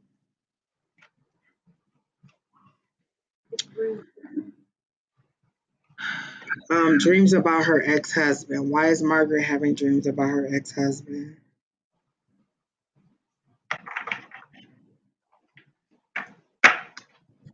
I'm getting I'm getting like a bar scene, like a cowboy scene, like a very, like, so I get that because I don't get that he's deceased, but I get that he got somebody who was a little bit more wild. Because they show a lady that is riding a bull, and so that's something that you would do at a bar where you would be like, you would get attention and you would be wild and you'd be screaming. So this person is a little bit more feisty. So I feel like he's in a new relationship and he's happy, and this person is just, fire, like that spark, that whatever. And so you're dreaming about him because you want to know what's going on, or you're reminiscing about him. But I don't get that he's trying to get back to you. Because she still has love there for him. Why does he keep haunting her? He's deceased, but He he is still deceased. has love for him. That's why she's bringing him into her dreams. So And you have control over that. You have control over that. You have power. And see, that's interesting because I pulled this power card. This card says power, strength, force, and hold on. John, I understand what you're saying, but I can control it, and I don't go on other people's lives and tell people to and just start reading people in the comments, even if I know what the answer is and I'm getting to read it. I am respectful of other readings and their lives, and so I would never go in a comment and just start reading people. So I understand being psychic and being able to read people all the time, but I don't just go on other people's lives and start reading people in the comments.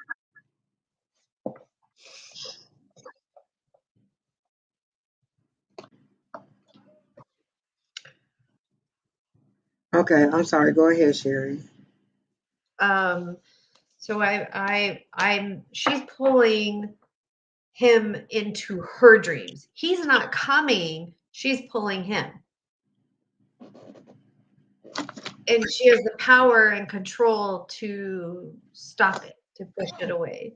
So she's got unfinished business with him. Right, because I get, like, she said ex-husband, so I don't feel like, because she would have said her widow, she would have made it seem like she was a widow. So I feel like they were divorced first, and he went to somebody that was a little bit more lively. So that's how they showed it to me. And then I feel like, again, I don't feel like he's coming to you. You're dreaming about him because you won't let him go. I don't feel like he's haunting you in any way. I don't feel like he's coming in whispering in your ear and saying things to you. You won't let him go. He moved on. He's your ex. You're dreaming about your ex who's deceased, but I don't get that there's any, like, connection.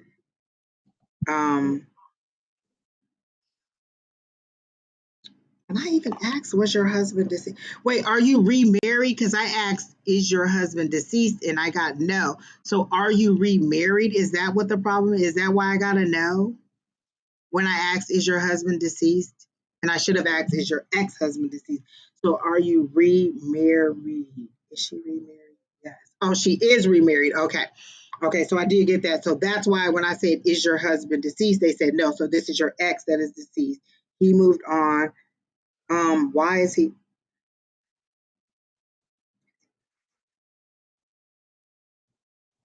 She did remarry. Does this person? Okay. She just has unfinished business. She has unfinished business with him.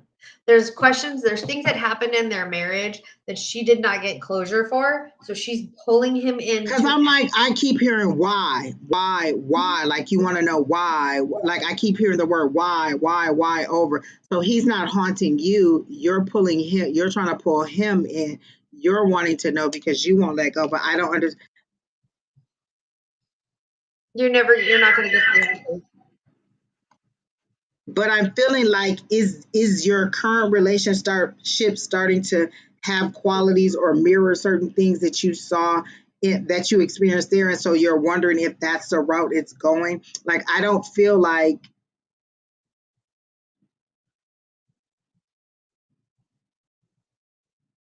I'm getting that you're just seeing similarities and you're wondering if that's the route it is going. That's what I get.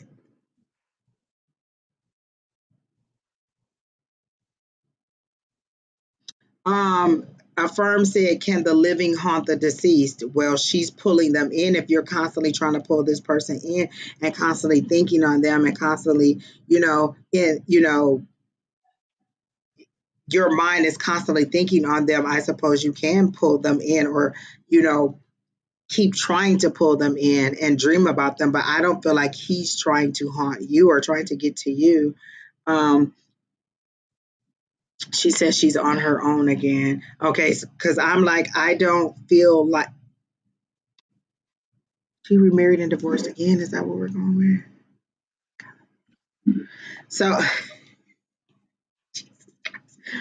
again, why? It seems to be a pattern, and you want to know why or what it is that is wrong with you that this keeps happening to you, or that men like you keep having to get divorced, or men keep leaving you. Because I feel like they are the ones that is making the decision to go, and so you're wanting to know why this keeps happening. Okay, that's the question you need to know. That's the question you should have asked. You took us on a long journey through an emotional roller coaster, and that was the wrong question. So you want to know why this keeps happening to you.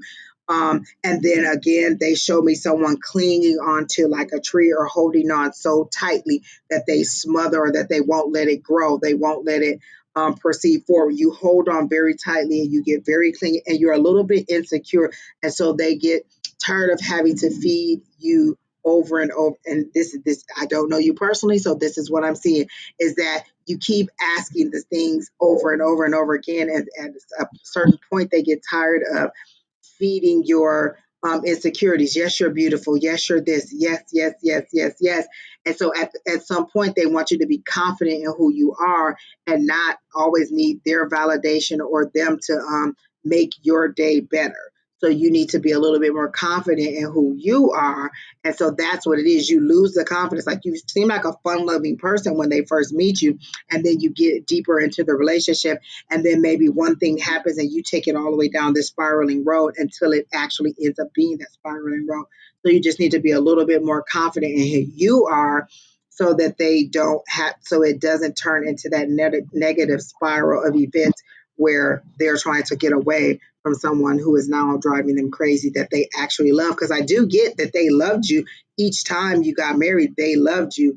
It's just that it spiraled into something else because you of your insecurities. And that's what I got. Do you have anything else? The answers that you're seeking, you're not going to get that way. Those answers that you're seeking are within yourself. You need to do some shadow work. You need to heal that inner child that's causing those self-doubts. And once you heal those insecurities, and we all have them, like we all have them, then you can move on and those will be your whys. Yeah, I think confidence is attractive too, Molly.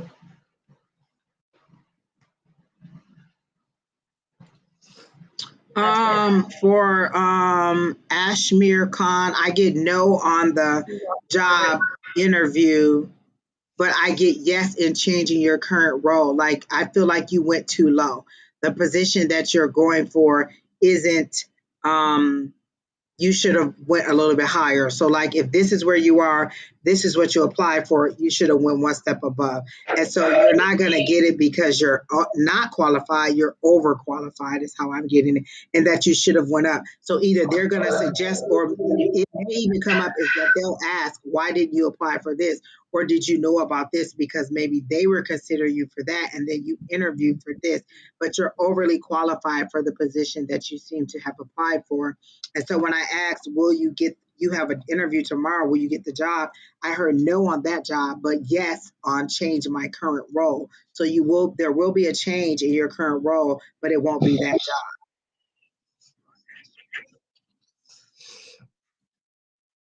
So when I say, will Ashmere get the job that he's interviewing for tomorrow, I get a no. That's my back and forth. That's my no. But then when I say, will Ashmere get another job within the company, I get, and this is my circle. So this is my yes. So yes, you will get another job, but not that job. And then there, I feel like they're going to ask in the interview, why didn't you apply for the next position or for a different position? Because you do seem to be qualified for it, and you just took like, I don't know if you were testing the waters or whatever it was, but you're overqualified for that job. What are you getting? I got the same. I got the no for you're going to get the job that you applied for, and the yes for the other job, the other position, the one that you didn't apply for, and the one that you should have applied for, the one that you're qualified to apply for. Alicia asked what I was drinking. It is water. It is not pure vodka. Now, if you see me pull this glass over, it's a Washington apple kind of day. So if you see me do this, then that's something else. But currently, it's just pure old water. All right, so that's all we got for you, Ashmere. I hope everything turns out good, and I hope that you move forward to and get the other job. This is moonshine. Oh. Apparently, Look, you said moonshine, but I heard moon water. I'm like, oh, she done made her some moon water. You said moonshine. It used to be full. It used to be full, but now I know my son's been getting into it because now it's down to here. It used to be up to here. My mom gets moonshine from people. Like she knows people that'll give it to her. And let me tell you, don't even do it. Don't listen. Look at my face. Don't do it. Don't drink it. Don't do it. Don't mix it in nothing. You'll wake up 3 days later and won't even know your middle name. Don't do it. I don't even have a middle name. I'm saying that stuff is not properly distilled and good luck on having any chunks of your food. Now I have to ask my son who was born in like the 40s. I gotta hide it because I'm like, now he knows it's here and I can't get this. I mean, I got this from somebody who went to Mexico, but I use it in magic and to clean my space. But yeah, now I'm gonna have to go kick his ass. So see, Elsa, that's not moon water, that's moonshine. I thought it was water because I thought she was all pure and blah blah blah. Here she is with all the she got like probably 200% alcohol. Straight from Mexico. Okay, Keita, who's next? We told Ashmere about it, but Ashmere, still go into your interview confident. Like, don't think, oh, I'm not going to get the job. Speak. It's the knowledge that you possess during the interview that lets them know, hey, he's overly qualified for this position. So don't go in with a defeated attitude. Go in with the same vigor and the same high possibilities and excitement that you had. So go in that way, do your best like you were going to do, but know that it won't be that job. It'll be even better. So even better. Go for the even better. And I wish you all the goodness, and I send you all good luck and good positive vibes. Okay, so Lynn says, no, she said general, I guess, like whatever. I mean, if I got to give y'all something, then general. Dang, Lynn, okay. So Lynn wants a general. Wait a minute, did I drink out this glass? Did y'all see me drink out this glass? Because I'm not sure what's going on. Lynn, are you still here? Oh, John has abilities and mind control. Okay.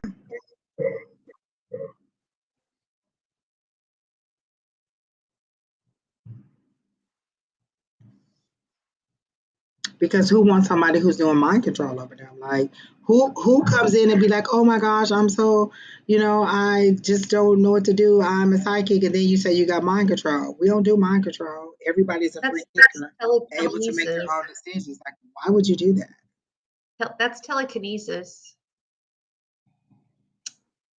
That's the block list. And have a good day, John.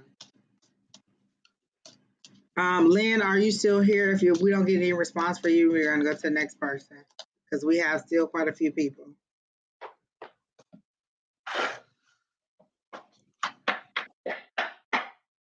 Miss Anaya Shanice, what could you possibly want to know? Like, I feel like y'all think that if you come on here multiple times, you'll get a different answer every time. I know that I've given you a thorough and complete reading several times, or, Lynn isn't here, so can we get the next person? Kina. Oh, Angie. I feel you. I feel your frustration. I'm over it. Don't just keep popping into different readings and then we get to you. You say, oh, no, I'm not here. And then you want to come back and be like, oh, I was here. So I was imagining calling your name and you not showing up. Carrie. So, wait a minute. Would the one that we just did for her ex-husband in her dream, was that really a love reading? Because, she's still in love with that ex-husband who's deceased. You say, is that a love reading? Technically. I'm saying that she's still in love with him. Just throwing that out there. Everybody got a drink? Oh, 2 for a no, definitely. 2 for a no, 1 for a yes. If y'all got y'all drinks, again, I can't even remember if I drank this. Now I'm all disturbed and crazy. Carrie Stangelin. She says specific in love. Oh, another love reading. Okay, and she is here.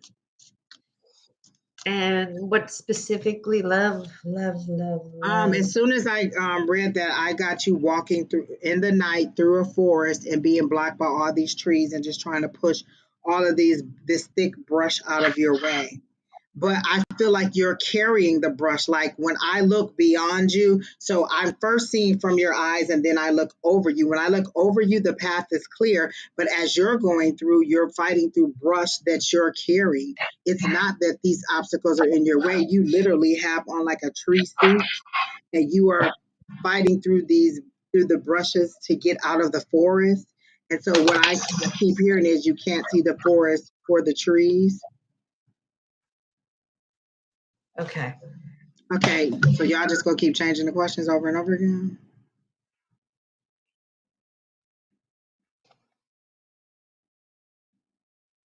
Oh, but Akina, why you post that? How was we supposed to know that? But I still get that there's obstacles that are there that you are see how Kina treat me in the chat? That's all I'm saying. I wish I could see what Kina said in the chat. It just ain't even nice. Now my energy all messed up.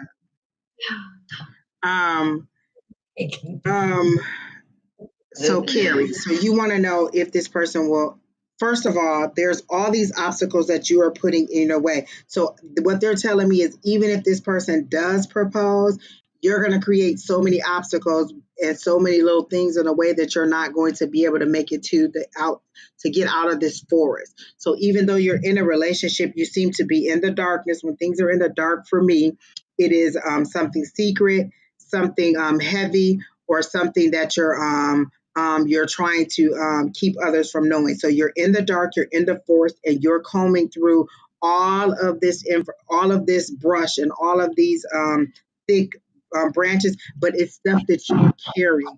So for me, you're carrying this into no, we don't. She missed out. No. We so for me, even if they do, you're carrying too much weight to truly be free enough to make it to the actual date. So I haven't even addressed, will this person marry you? Is the weight of the things that you're carrying that is making your journey so heavy. So I haven't, did she tell us anything? just that she's here. So I don't know if that resonates with you anyway, but I get that you're carrying a weight, or you're not letting go of things, and it's preventing you from living this relationship to the fullest. So I can ask about the will this person propose marriage to you next year? Um I actually heard no this year, like it would be a nice surprise for Christmas. So when I said, will this person propose marriage to Carrie next year, I got no, and then I saw Christmas this year. So what are you getting, Sherry? Well, I got it's funny because I mixed my deck. I pulled this card and then I thought, well, it doesn't make sense to me. So I mixed the deck again and got the same damn card. So here we go. This card says drawing down the moon. And it's about divine feminine source channel and stillness. So I'm saying that this card is for me trying to tell you to be patient with your partner. This is going to happen on their time, not your time. Like you want to get married, you want this permanent partnership, you want this connection, and I'm saying be patient with them. Be still, be in silence. Don't push them. You know, they know that you want to be married. They know that you want them in their lives, but it's an equality, so they have to be ready too. So just be patient with them. They'll get there. It's and they'll get there.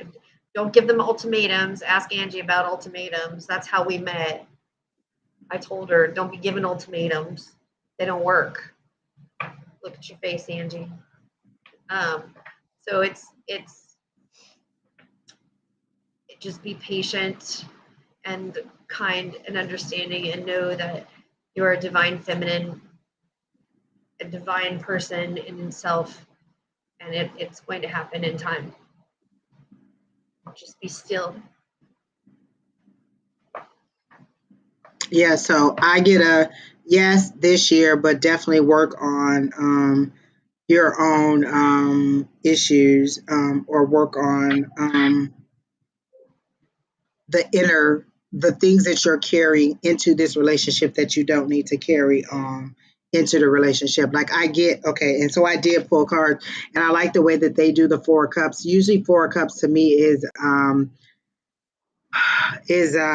the universe giving you a gift and then you refusing it, or I'm four of cups. If I don't like what you're giving me, I'm going to refuse it. And so you're kind of I like the way that they do it, in that that's you looking at the gift that you're being given, and then you see him putting the top back on the rose, covering it up because you don't want what was given to you. And so you've been given this person, or you've met this person and united with this person that you want to marry, but you need to work on the things that you're carrying that could cause you not to make it to the actual wedding. That's how I got it. And so, who's next, Keena? Yep, learning patience, moving in different countries. Oh no, it's not. I'm not saying that you gave him an ultimatum. Like I feel like he really is. He really is. Thinking about proposing to you, but you are carrying a lot of weight from other past things that is keeping you from making it through. Like you're getting there, but it's such a struggle to get there.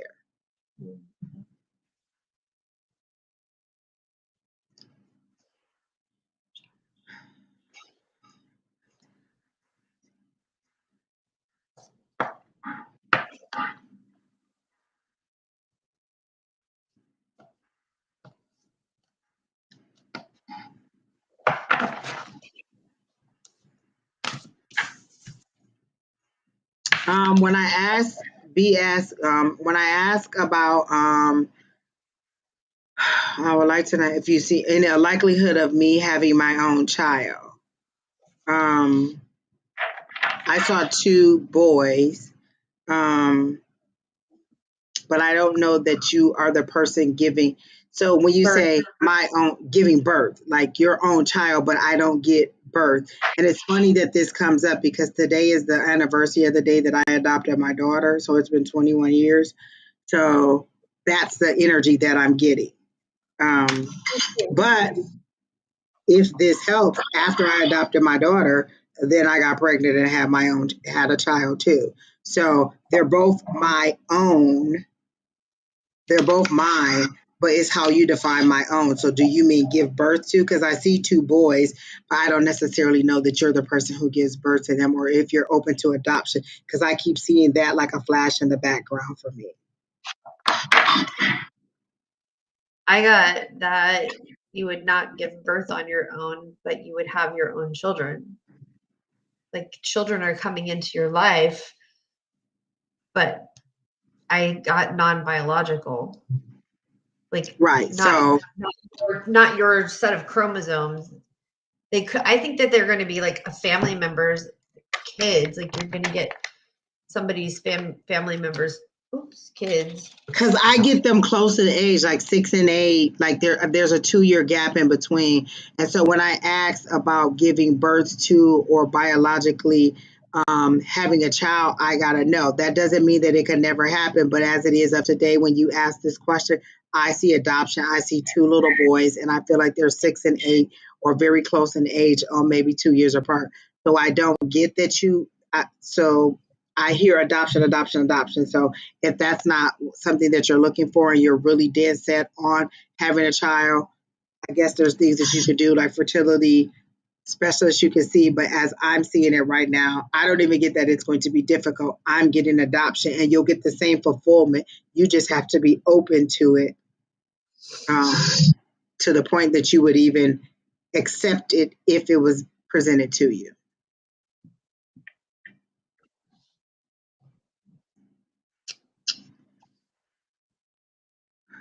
Miss Lynn, I do understand there may be a delay, like the one that you're on may be a delay because I do recall calling your name several times before we just gave up and went to somebody else.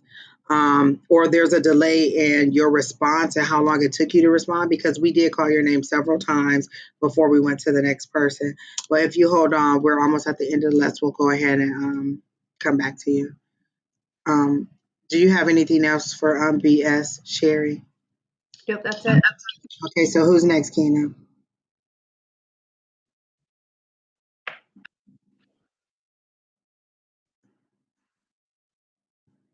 General for Anna.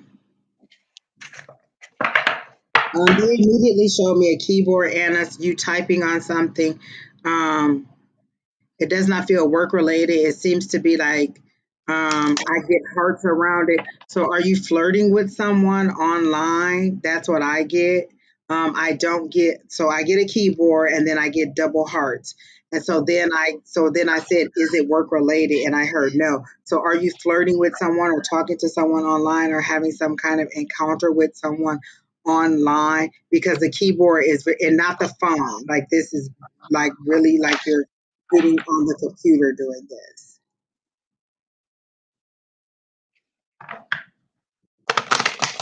I think we did block John. Keena says she did block him.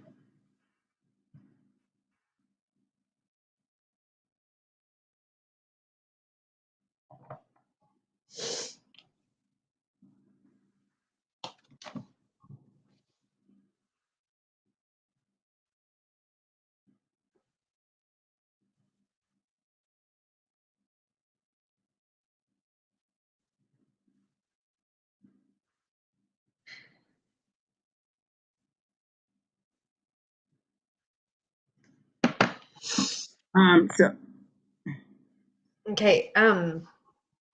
For she Anna, says,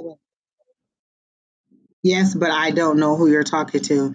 Yes, you are flirting with someone online, but you don't know who you're flirting with. Isn't that the question I asked? And we don't see John's comments anymore. So for us, he's blocked. I don't see him. Um, I don't see him in the chat. So if he is,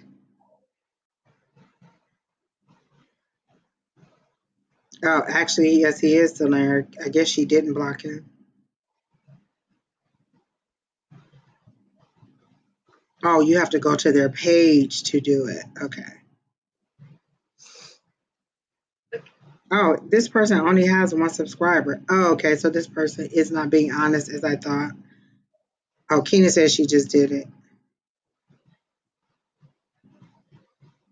Okay. So are you getting anything for Anna? mhm. Yeah, I did. So I pulled a Ocean Muse, and it is talking about intuition, hermit light, discovery, and water wisdom. So you're flirting with somebody online and you don't know who it is, but deep down you know that you're being catfished. I'm just straight telling you, you know deep down inside it's BS and it's not what you think it is. Because that's why you're asking us. I mean, that's what you're. I mean, you didn't really ask us, but you asked us. So that's what I'm getting. That the person on the other end is not who they perceive themselves to be. They're going to start asking you for more and more. And Oh my God, because the very next question I had was, is Anna giving this person money or has Anna sent this person money? And I got a yes. and I got naughty pictures in my head. I saw images that they're going to start asking for naughty pictures. And not that you're going to give them naughty pictures, it's just that it's kind of going to that way.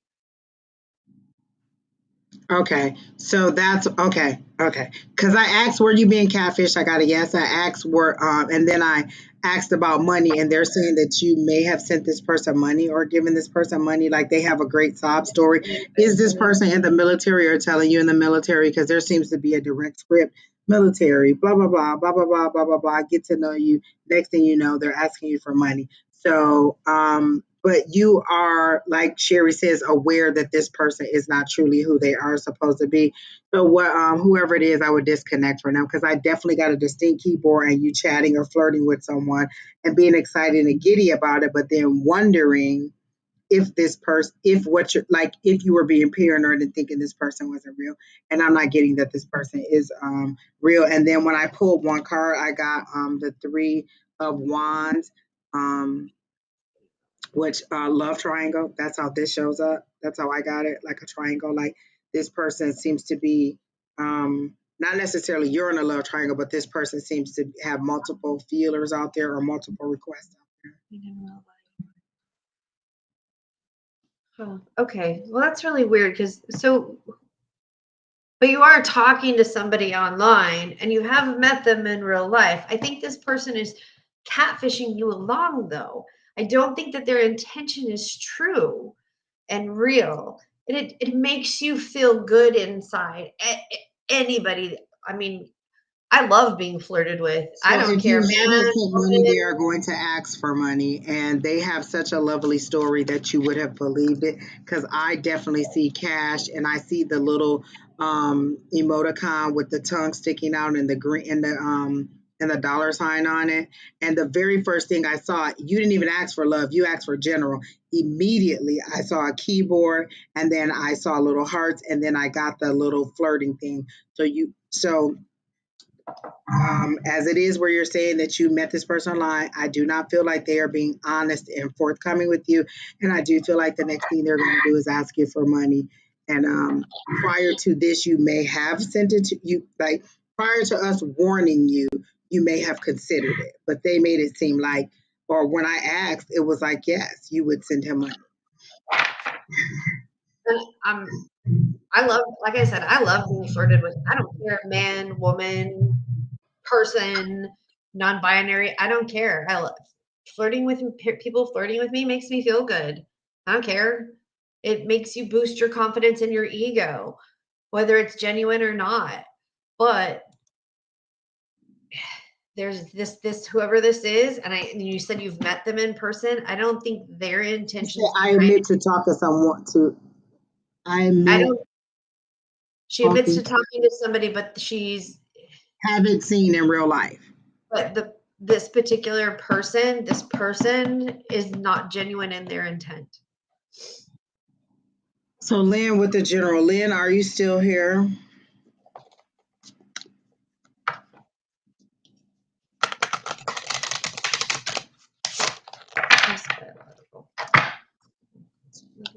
There must be a lag on YouTube because BS is just coming back and answering a question about biological. So there has to be a lag on YouTube. But it's not that much of a lag because I have the messages up on the TV and I am clearly right with it. So I don't know if there's a lag on your side. But Lynn says she's still here. So Okay. a general for Lynn.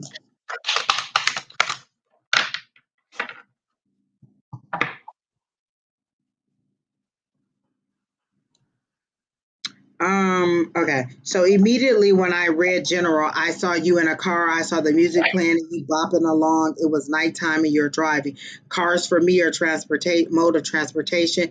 You are driving to a point that is too far to walk or ride a bike. So you are traveling somewhere. You're doing it at night. For me, nighttime is sadness, secrecy, or sadness, secrecy, or heavy. So this is at night, but the music is playing. It's a good time. I don't feel like anybody else is in the car with you, but then I see a light being shined into the car. Did you just get a ticket for something?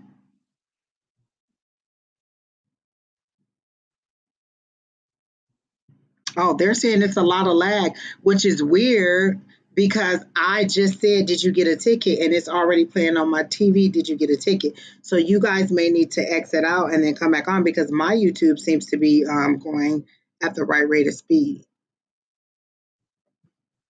And I can see me pointing to the TV as I look up and see me pointing to the TV. She says no, but last year she did get a ticket.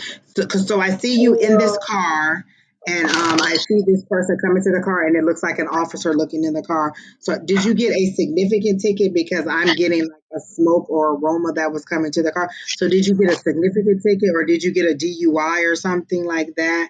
Like I feel like whatever this was, it ended up being a burden on on you or on your life. Like it was a significant thing because now they're showing me smoke from the car and this person looking in. So I don't know if it was like if he was just smoking a cigarette or whatever, but there's distinct smoke in the car, and then there's an officer looking in the car. No, it was the tent. Okay. But the smoke, where's the smoke coming from? It was tent. I do see the ticket, so I do see that. I do see the darkness. Was it a significant ticket that like put a financial burden on you? Because if it was last year, it's carrying over into this year. So did it put a significant financial burden on you or prevent you from doing something? Because I'm seeing that it's carrying over into the future.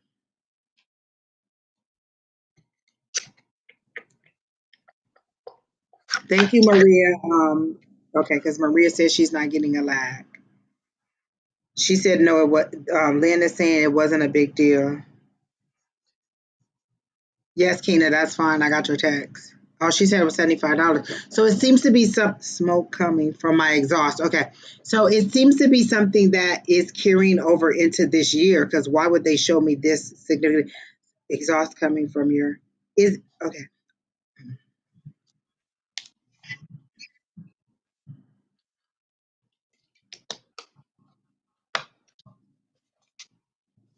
Mm, she says smoke coming from her exhaust. Then why are they showing me this particular thing?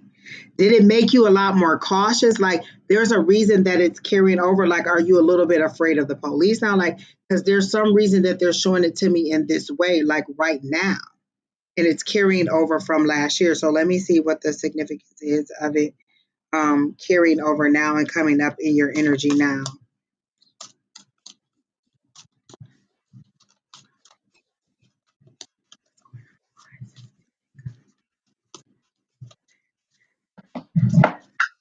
So I got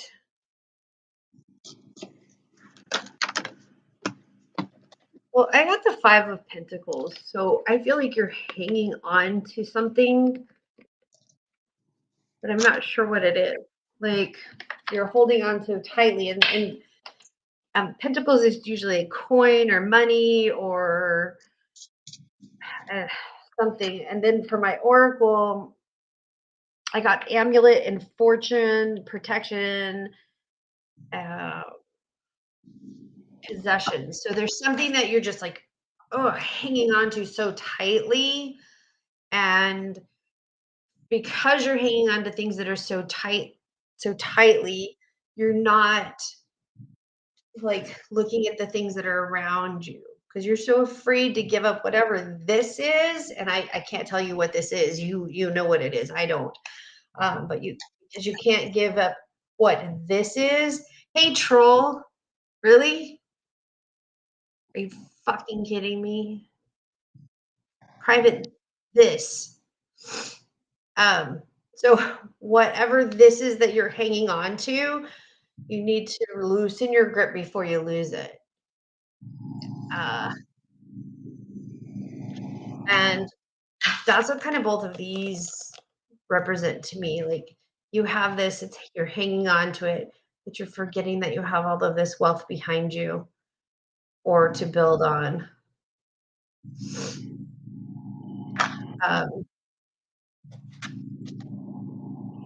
That's all I get. I'm just kind of like hitting walls right now. I'm not getting any additional information for Lynn. I can't even get an answer as to why they keep showing me this ticket unless you're holding on to that experience and it makes you very cautious when you drive or it's like a trigger for you. I'm not getting anything that in the like why it's carrying over into the future. I already got the person, Alicia.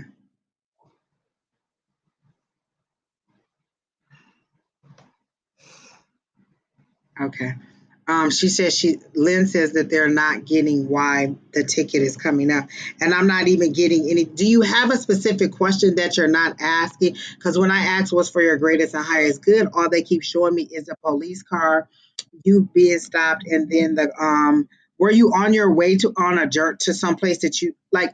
I don't understand why they keep showing me this scene. You in the car, the police officer coming and shining the light into your window, and that's it over and over and over and over again. So did you have a specific question that you didn't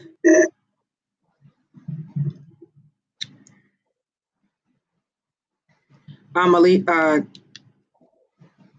Sherry, do you have anything else for Lynn? Because I'm not getting No, anything else. I don't. I That's just all get I'm walls.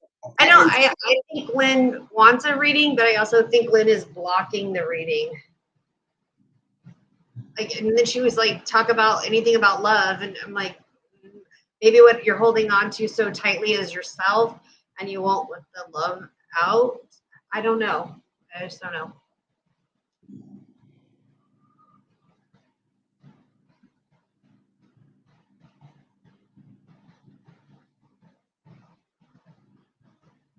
Molly, what do you feel like you're being? Molly, John has a page. Just go to his page and then click on his page and then talk to him directly. Like, that's kind of rude. Like, you could just go and click on his page and ask his question. No, he's not in the chat because he's been blocked.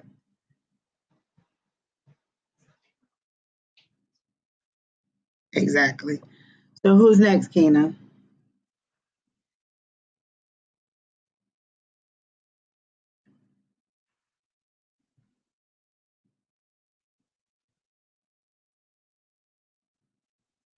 Kina said, hold on, she's giving me the next person. There was somebody who had kept asking. I was going to take Molly's question, but she's been kind of rude, so I'm just going to skip her.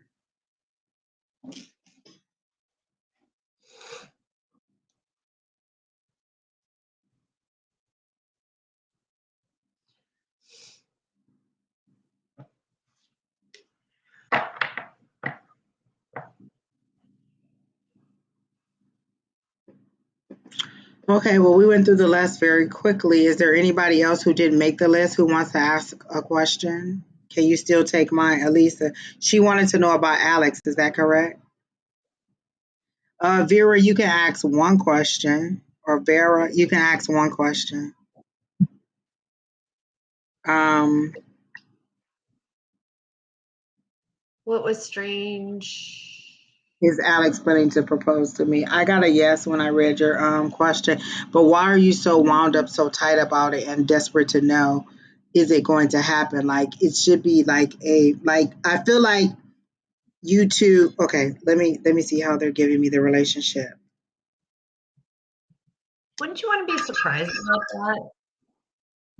I wouldn't want to know if somebody was going to propose to me unless I you're getting unless you're getting that this person doesn't love you. Like I wouldn't want to know if somebody was going to propose to me.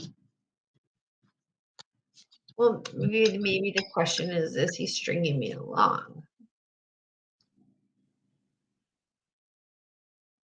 Karen Jane, we already read you, didn't we? Did we read Karen Jane?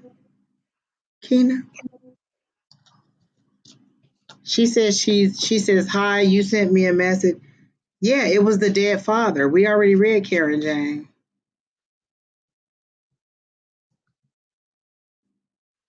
So Karen, we read you way, way, way back. Kina, do you remember where she was on the list? Like, I remember reading her. Oh, she wanted to know. Wait, hi, you said. I have no idea what she's talking about. But yes, Miss Karen, we did read you. You asked about was your father alive, and we told you no. And so then Elsa wants to know is Alex going to propose? And I got a yes. I'm sorry, you can go ahead, Sherry. Were you reading something? No, I just, I think the question should be more along the lines of is he stringing me along rather than is he going to propose? I wouldn't want to know if somebody's going to propose to me. That's just me, though. I mean, I'd rather be surprised.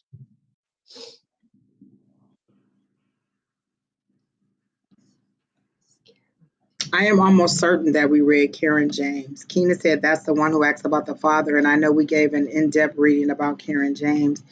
I'm trying to see if I can see you on the list.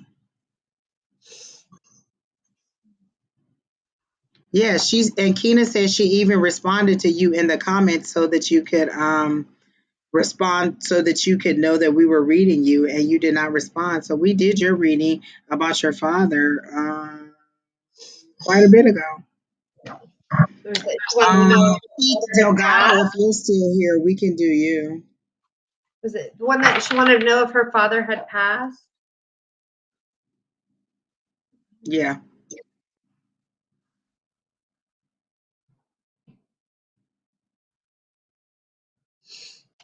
Yeah, Karen J, you were a good little minute ago, so maybe go back about maybe 15 or so minutes. But we did read you. You were after Margaret, but before Ashmere. So, Elisa, he's not stringing you along. He's just not sure what he wants. He's being truthful and honest with himself, but he's also scared. So just be patient, which is hard. And things will happen in their time when they're supposed to happen. And you know what concerns me is when we were talking about the ring or the jewelry being done, that's the first name you asked me if that was the person who took it. Yeah. So I think that's more on your side than on his side. So if you don't trust this person or you think this person, like I wouldn't want to marry somebody who I thought would do that to me. So right? As soon as we said that they was taken, the very first person you asked, was it that person? So why would you want somebody to propose to you that you think would do that to you? Like, is there some suspicion? Like, you seem to have suspicions about this person that you don't want to admit to, and you wanted to see if we would get that this person was not the right person for you. Your question was, will he propose to me? The answer is yes, he will propose to you. Does this person love you? Not the way that you want, not the way that you think. Are you a wealthy person and thinking that this person is in it for the money? Because like you're asking, is he going to propose? I get a yes. But then when I ask, does this person love you? I get not the way that you want him to. Does Alex love Elsa? This is my no. Back and forth. Does Alex love Elsa? No.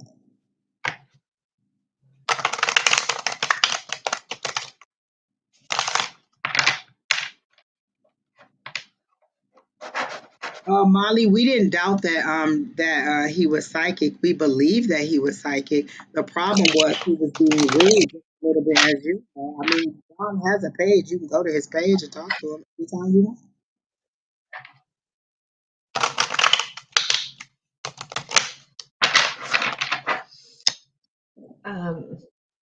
Where'd it go?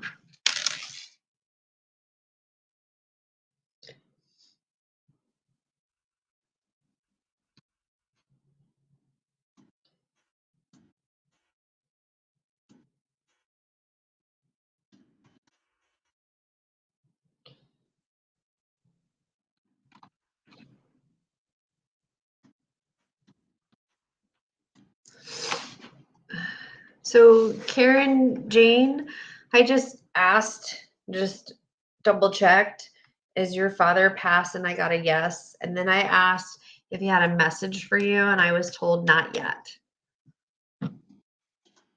So I just wanted to like circle back around on that. I mean, we did do your thing already, but just to let you know that I went ahead and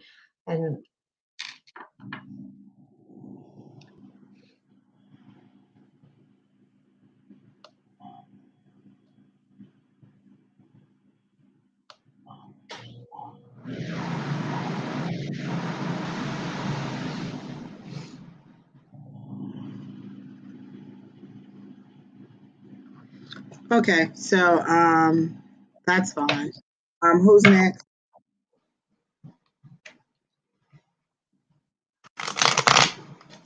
She thought that Alex took it to check.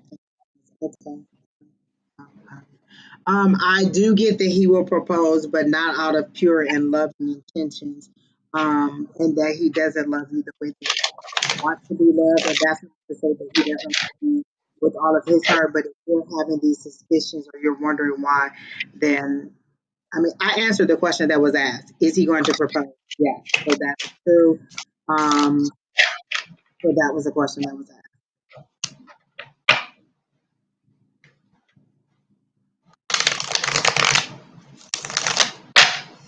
Exactly, Alicia. Exactly. Vera, I feel like you don't ask a couple questions, but Vera, we will to get to you. You can go first on this one, Sherry.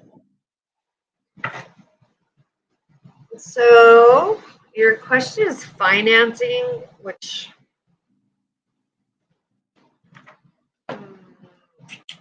like specific finances, like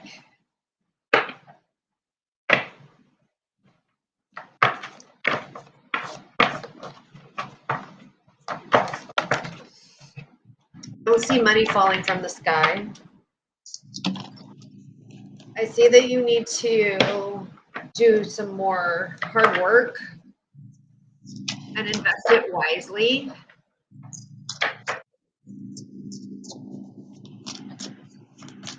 And I hear caution. So I hear that like you have money, but you need to be cautious and stand firm in how you are trying to invest this money, like somebody, like money can grow. Money is a living thing. It can grow. And I use a cash method. I have to deal with my finances. So my thing that I say, I don't work for my money. I make my money work for me. So if you're talking about increasing your income, you can increase your income exponentially by making your money work for you. So you need to find out ways to make your money work for you. However, you need to be cautious about it because there's a lot of scams and crap out there. And that's what I'm hearing is like you need to invest your money in something to make it grow and work for you. And stop I get. a lot of Starbucks, a lot of drinks, a lot of little extra spending for you. So you need to stop that. And that's what's going to help I get your that you're money. extremely rigid about how you want to make money, like you're not very compromising on it, and it's to your detriment. Like you're so rigid that you won't even consider some things. And I get exactly. Like I know the situation, so I'm trying to comb through the information and make sure this is right. But I get that you're very rigid about the way that you want to make money, and you don't trust that anybody can make a decision without you being involved. Like you are, like they show you with a microscope over your family, and and where you think that you're keeping track on them, you're literally like the sun burning a hole into them. You are like they I feel like I'm in a straitjacket, and you're very rigid, you're uncompromising about how you want to make money, the things that you're open to regarding money. Like if it isn't exactly the way you want it, you kind of don't want to do it. So I get that you're extremely rigid about the way that you want to make money. And then I'm getting that you literally have a microscope, not a microscope, but a magnifying glass. That's what I want to say. A magnifying glass, and it's you looking down into your house. And you have this magnifying glass on them, and you are burning the shit out of these people because where you think that you're keeping close ties on them, and that may be the tightness that you felt in the four of coins, I think.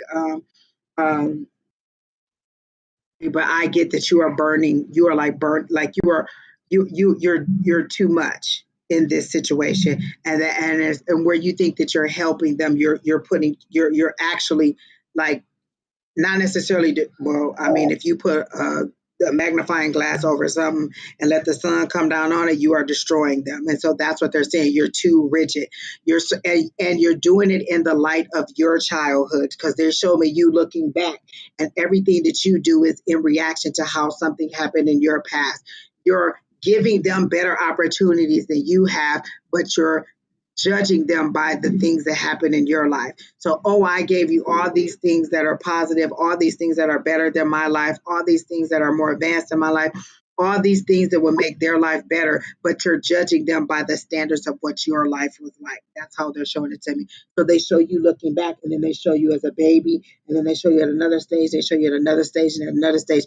And you're so concerned about how things happened in your past that you're just burning them down. You're just burning them with this magnifying glass, trying to make sure that they don't go your route, but you're not giving them the freedom to live their life as you had the freedom to live your life. You still turned out to be a good person. You still turned out to be a sound person. You still turned out to be a responsible person. Believe that the knowledge that you've instilled in them is okay. You are I get like I get anxiety and fear. Like I get really wound up. When your parent is coming home and you haven't cleaned the house or you haven't done this, like it's gonna be World War III when you come home, and the words are gonna fly. The punishment's gonna happen, and it's over and over and over to the point where you're desensitizing. You're doing it, but they know that this is gonna happen. You're desensitizing. So spirit is very specific with me in that where you think that you're being very good, that you're being a very responsible parent, you're literally putting them like the magnifying glass that you're using is distorting and kind of like destroying what you're trying to protect. And so you're looking at everything in the light of your childhood because all they show me is different photos of you in a wave. Like it's literally like if they were to take, like if you were to take every childhood photo from kindergarten, first, second, third, all the way up. So it's showing me that in every stage of your life where you thought you felt trauma, you tighten up a little bit more in there, you tighten up a little bit more in there. And the thing that you're doing is you're just grinding them because you're so tight, you're so rigid, and you want to control every single aspect of everything. If you could make it Monday when you wanted it to be Monday, you would start Monday at a different day of the week. Like you are very, very, very, very controlling on the things that you want. It's how they're showing it to me. Like you would move the months around to be in a certain place that you want them to be, and you would have things exactly the way you wanted them to be because this is the thing that you feel like you have control of. And instead of giving them the freedom to be who you allow them to be and groom them to be, you're grinding them into dust. Like they literally show me one of those little bowls with herbs in it, and you just grind it and grind them and grind them. Where you had something that was really, really good product, you're just grinding them into dust. And so you're very hard and you're very rigid. And I do understand, you wanting to keep a watchful eye, but at this point, you're way over the top is how they're showing it to me. And that's what I got. Do you have anything else, Sherry? No. All right. Is that it, Keena? Do we have nobody else waiting or anybody else wanting a reading? Oh no, I told Vera I would do her. So Vera wanted a oh, the whole question that that Naya asked was would her finances increase? They will, but they're again showing me that 8 of coins by the sweat of your brow, because as soon as I said it, it was like this, like the sun was beating down on me and you were working hard. Like you need to get focused on the things that you want to do, but you can't be so rigid about them. Like you're finding out that it's a lot harder than you thought it would be to do this in a way on your own. And so it's by the sweat of your brow. So yes, your finances will increase, but you're going to have to stop being so rigid about it. And then they're showing me again, you worrying about things that are not your concern, other people, other situations. Focus on you. Like, and all these things are to keep you from having to think about all the things that you have to go through. So you're carrying a lot of weight that you don't have to carry. You're carrying weight, like you're creating weights. It's like, okay, but like, so like, you know how you would carry a bucket of water on like a pole. So there's buckets of water on the pole, and as one falls off, like these are emotional things that fall off, you build another thing and just add on top of it, add on top of it, add on top of it. But they're things that you don't have to carry. You're being a little bit too concerned with other people's lives. And at this time, this is your rebuilding phase. This is your time to prosper. This is your time to make you what you want you to be under your own terms. But just don't be so rigid about it and stop worrying about what everybody else is doing and how their life is going. Focus on you, just what's going on with you. And that's what I'm getting. Okay, Karen, if you just rewind a little bit, you'll get your reading. We already did it. Then Sherry did another reading for you and got the same thing. So you can just go ahead and rewind and get the full reading. Okay. So I asked about my work with sign up for my group coaching session. So affirm wellness has a question, Kina, after this. So let me go ahead and ask this question.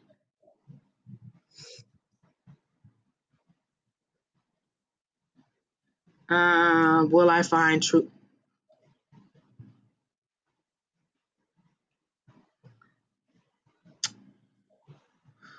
So when I asked, will you find true love? I heard no, because you have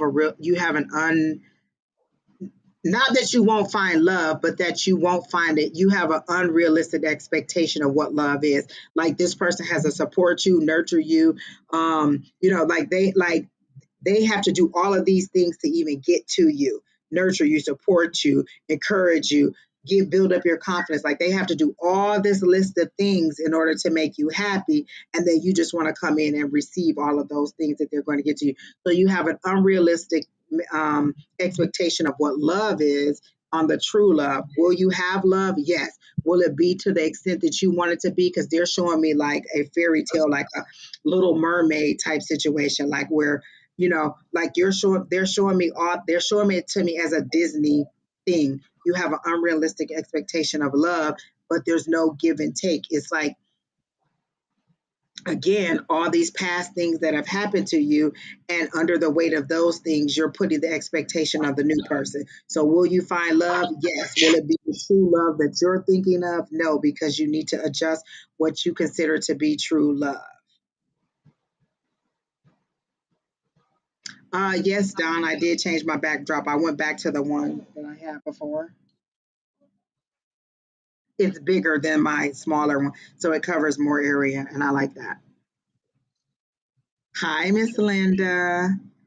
Um, oh yeah, Don says, affirm. Where can we get more information about the sessions or the group counseling that you're doing? Can you put that information in there, like date, time, link, whatever we need to know in order before we get to that question? But back to what's her name? Vera, and she said general and love. So for the love, that's what I got. For the general, I'll let Sherry go before me, and then I'll come back to the general. I heard that, I'm sorry, and I'm playing with fire. So I heard that you have Okay, let me to, just say this. If you burn up my hair that I want you to make a wig with, I'm gonna be so upset with you. So please just don't burn up my hair. Just keep that straight. Like, you know what I'm saying? Push the flame back because it's too close to my hair. Oh my Lord, look at her. Listen, if this hair catch on fire, y'all gonna see me flying out of here because that is my wig that she has. All that right. is her future wig. That is my wig. She is fooling Remember, around. remember, only burn in a fire safe item. I have a cauldron, a cast iron cauldron. Okay. So Listen, don't I feel burn, like you should pull the hair back and put it in a bun so that it doesn't get don't, secure my don't hair. Secure my hair. burn things if you don't have a fire safe thing. And if it gets out of control, I have a cast iron lid. So I love burning stuff. So right now I'm burning lavender flowers to make my house smell good. Okay. Um, so what I got for you, Vera, is that you really need to focus on self-love before you can find true love, because true love is within yourself. And I'm really, really telling people, like, right now, with the moon is going into the phase that it's going into, we really need to work on our shadows and ourselves, and banish those hurts that we continue to carry forward. And then when we get to that point where we have the new moon, then we can build upon the things that we want to project and bring in for other people, so we can find those new true loves. So you have to learn to truly love yourself, to have that to be able to bring that true love into you. So that's what I'm hearing, is that there's stuff that you need to work on to truly love yourself. I'm hearing like you need more meditation. I'm here, which I'm a hypocrite because I don't meditate well. I promise you, I'm the worst person to be telling anybody to meditate, because I'm really bad at it. But I'm definitely hearing that you need to meditate, and you need to just really work on your truths and some of those shadows that you hold on to, and let them go. Let them go. Let them go. And and then once you find that courage to love yourself, you will find your true love. When I went back and asked about the general part of your reading, I got the apple doesn't fall far from the tree, and then I saw apple falling, and then I got mother. Did you have some issues with your mother, or do you feel like you're falling into the same patterns as your mother? Like, was there an absent father? Like maybe your father left your mom. Like I'm getting um, like I got apple doesn't fall far from the tree, but I got like there were some parenting issues or something about you turning into into your mom, or into the person that your mom was. Okay. Parenting issues. Okay. So then when I pulled a card, because I said I really need to pull a card to understand the energy, I got the Prince of Wands, which is like a phoenix rising from the ashes, because wands are passion. So rising. So I get that you're trying to take off and you haven't taken off. Like this, in this situation, it seems like you're really trying hard to take off and make it to the next level. For this Prince of Wands, in this, like you're really trying hard to struggle and outrun your past or pull away from the things. But I feel like you're literally seeing yourself turn into your mom. And then I get the world, and for the world, I get that like it's open to you. Like you can transition to the next phase. You just have to be kind to yourself, one, and open to the possibilities of things happening. Because I feel like if somebody gives you a suggestion, you immediately give them five different reasons. So if I say, oh, maybe you go to a job fair, you'd give me five different reasons why you couldn't do it. If I said, oh, update your resume, you give me five different reasons why it didn't work or why you've done it in the past. And so what they're saying is you're fighting against joy, like you're fighting against your own joy. So these are these are where you're going, rising above and into the next. The world means transition to another phase in your life. You just have to be open to it and not so negative. Like as soon as somebody says something to you, the next thing out your mouth is canceling that out. You can't, like, you're canceling out before it even happens. So you need to either not say anything or correct it, or ask the universe, God, or whoever you believe in, pray to, subscribe to, however that is, ask them to help you. Like it's the full moon. Do the full moon ritual. Fire starter over here. Already got the bowl ready. Put on a piece of paper. I want to release the things that no longer serve me, or release the things that no longer serve me. Fold it like she says, going out like this, away from you. So put the things that no longer serve me, fold it away from you. Take it. You can either tear it up and send it back to the earth, or you can burn it and send it back to the earth, but give it back. Release those things that no longer serve you, because whatever unhappiness you have seems to be of your own, not accepting the joy. Like if I was to say, oh my gosh, you're going to get, a bouquet of roses, you'd go through 10 reasons why you're not going to get the bouquet of roses. So it's just changing that mindset a little bit. And that's what I'm getting. Yeah, I'm the same. I get the same thing. And again, that goes back to those, what I'm hearing is you get those, I'm not good enough.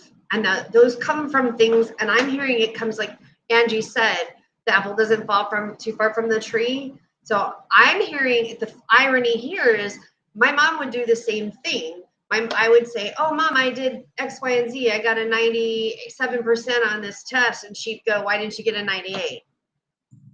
Well, what, 97 wasn't good enough? It's still a freaking A. So it's that, oh, he didn't bring me a dozen roses because of I'm not quite good enough. And you're falling into that pit, that trap that you bought into when you were younger, but you are good enough. That the affirmations is I am enough. I am beautiful. I am powerful. I am enough. I am is the most powerful thing. So you have to get rid of the bullshit and bring in the good shit. And that is not only stopping you with your true love, it's stopping you with everything else. And that's what I keep hearing for you over and over and over. The patterns of your childhood is blocking you. Consciously, subconsciously, whatever, it's just blocking you. So burn it. Like burn it the hell up. If you got to burn it daily, burn it daily. It takes time to get rid of those negative thoughts. Like it takes a very long, like literally it could take years, and you could go forward and then back and then forward and then back. But it's just being open to the possibilities and allowing. Look, I told you, I told the universe to take them. Those things that no longer serve me, and in my dream, immediately they was like, "Hey, you're worrying about insignificant things. Let it go. Let it go. Yeah. Stop." Yeah, like with my mom, my hair was too straight, so she would perm it. My mom was red hair with blue eyes, and I was never my family's very famous and in the sports world, and I was never a quarry. I was a cool ba, so I was never good enough. So it's just like stupid stuff like that you hear when you're a kid. And you know what? Well, I'll be damned. I am a Corey, because if my cousins have the last name Corey, well, why does it matter if my last name is different? So it's that programming from when you're a child, and you just, until you get past those things, you're always going to think, I'm not good enough for those dozens of roses that Angie is talking about. I'm not good enough for that. And it's our own programming. So unfuck the programming. Exactly. And so then the next person is Affirm Wellness, and Affirm, I did multiple questions with the pendulum. I got, are you going to get people to sign up for your coaching? I got yes. I think are you concerned about the price? Because I asked, is Affirm's price too high? And I got no. And then I asked if you were connected through insurance, like you could be doing coaching through insurance, and I got a no. But then I asked, will you? And they said yes. And they said you're not working your connections. Like there are people you could connect with that will give you, that would help you to get connected and be certified or whatever you need to be the person that someone could call and insurance could pay for it. So I do get that you will get a good response from people. Maybe not hundreds of people, but you will get a significant. I heard the number five. That you will get five people or something along those lines. So maybe you'll get one or two that night, and then you'll get some referrals. But I do get that you'll get five, at least five good coaching sessions signed up for you. But again, the connection that they're showing me is that you need to be connected through the insurance providers so that insurance can pay for this. And I know that through my insurance, they'll pay for coaching. They'll pay for coaching sessions, and the coaching sessions I had weren't even that good. It was just me telling them how I was already doing what I thought was whatever, and them being like, "Oh, okay, continue to do that." And I do know that you have more content and better advice for people than that. So for me, they're saying that you need to get into that connection where you need to be like where the insurance will pay for their visits or their consultations or whatever, or even be like you can still keep your own company, but also be certified or be where you can be like when when the insurance provider or your job your employer offers coaching sessions, you're supposed to call a number, get the coach, and then set up times to meet with them, and they'll pay for so many sessions. So whatever it takes to become that person, you can do that while also growing your business on the side and then getting the connection together. So that's how they're showing. I'm seeing um, I'm seeing growth, like unexpected growth. And I see it as like an English rose. English roses are really big, lots of petals, like our American roses are like beautiful, but English roses are full and abundant and tons of petals and tons of things. And I see that your coaching is going to be full, and it's going to be really exciting for you. That it's definitely going to be something that is blossoming, and it's just going to take off, and in a way that you just didn't expect it to take off. And that, like Angie said, you know, be prepared. It's going to be fast, and it's going to go. As you were saying that, I saw binders with all these different insurance providers. Like I saw Aetna, I saw Blue Cross, I saw Cigna. And so it's like, these are my clients from Aetna, these are my clients from Cigna, these are my clients or whatever.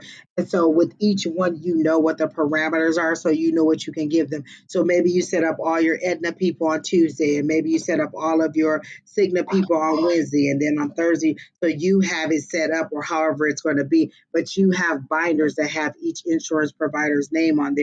And then you know what the parameters are for each of the visits or each of the coaching sessions. And so you provide whatever those things are. You are diligent in your notes and making sure you said what you're supposed to say. You hit each of your points, and that you're getting good feedback from your person to know if you need to adjust. So I do get that your service is great, but it's still growing. So allow it to grow. All right. I heard cross your T's and dot your I's. That is correct. That like literally be um Cross your T's and dot your I's. Ready for the growth. Document. And I feel like, okay, so there's something about Christmas. So either it's going to pick up for Christmas or it's going to trail off because people are wanting, I think it's going to pick up because people are going to want to know how to eat good. Like, how can I have cheesecake and the family meal and still not gain 20 pounds? And so you're going to give them little tips or little tricks to make it seem like you're enjoying a great abundance of food, but really you're sticking in between, you're sticking to your plan. You're getting a little bit of everything and not being gluttonous. So I feel like you're going to have those kind of sessions ready. Oh, for Thanksgiving this or for Christmas this. So be ready to advise people on those situations. And as far as getting into the school, because you said I'm trying to get into the school with the staff. Is a firm going to get into the I get a yes. When I said, is a firm going to get into the school to work with the staff? Wait, let me make sure I say the question exactly. Is it, okay, so let me show you. This is my no. Show us a no. So this is my no. You see it going back and forth? Stop.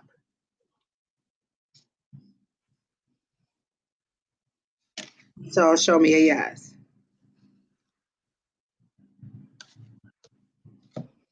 And now it's going in a circle so you can see what the two look like, right? Okay. So is a firm going to get into the school to work with the employees on fitness? I'm getting a circle, which is my yes. Okay. I'm getting a yes. Yes, Alicia, weight loss, nutrition, counseling, things like that. I'm getting And a so hard she also got it. Oh, your yes is back and forth like this? Mm-hmm.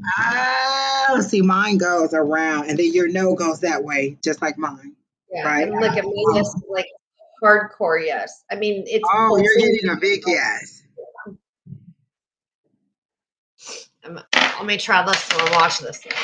Another one. Oh, look, Sherry got 500 of them.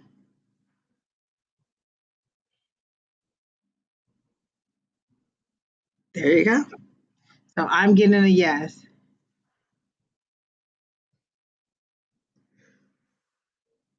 But be ready. Like, be ready for the Be growth. ready because it's saying that you're not ready. And there, I hear expand your expectation. Like, Yes. expand what your expectation is. You're like, oh, well, I'd be happy if it was just this. Expand your expectation. Literally write out how many you want or how you want it to be. Like, expand your expectation. And believe that it's possible because you are that good. There's a reason why your job didn't really want you to go when you were saying you were going to go. You are that good. So I'm saying expand your expectation. And Miss Linda said, good luck. All right. Is there anybody else, Keena, or did we get finished? Nope, that's it. Hey, 2 hours and 47 minutes. We did good, Miss Sherry. Good. I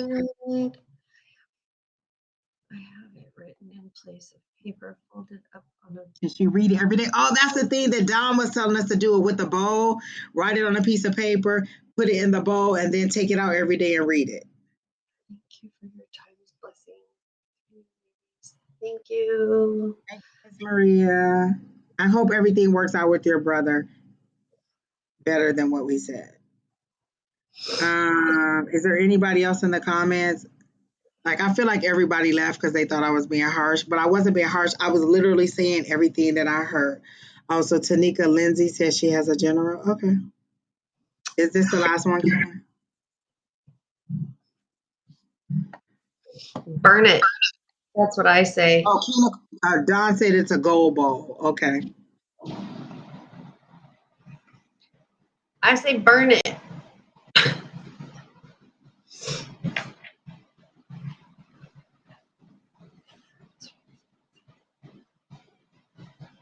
Oh, Don, look, somebody wants to give you an accurate reading. friends request. Quick.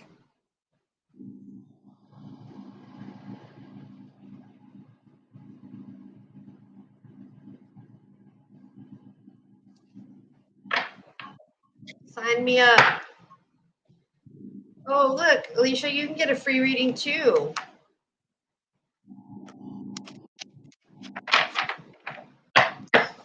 Listen, you troll. Don't piss me off because I'm already there. I'm like, why don't they let me report these people? What? Why don't they won't they're not letting me report those people? Well, I'm already in a pissed off mood, and I'm already been dealing in some pretty painful crap lately. So if they want me to continue, I'll be happy to. I got no problems pulling in.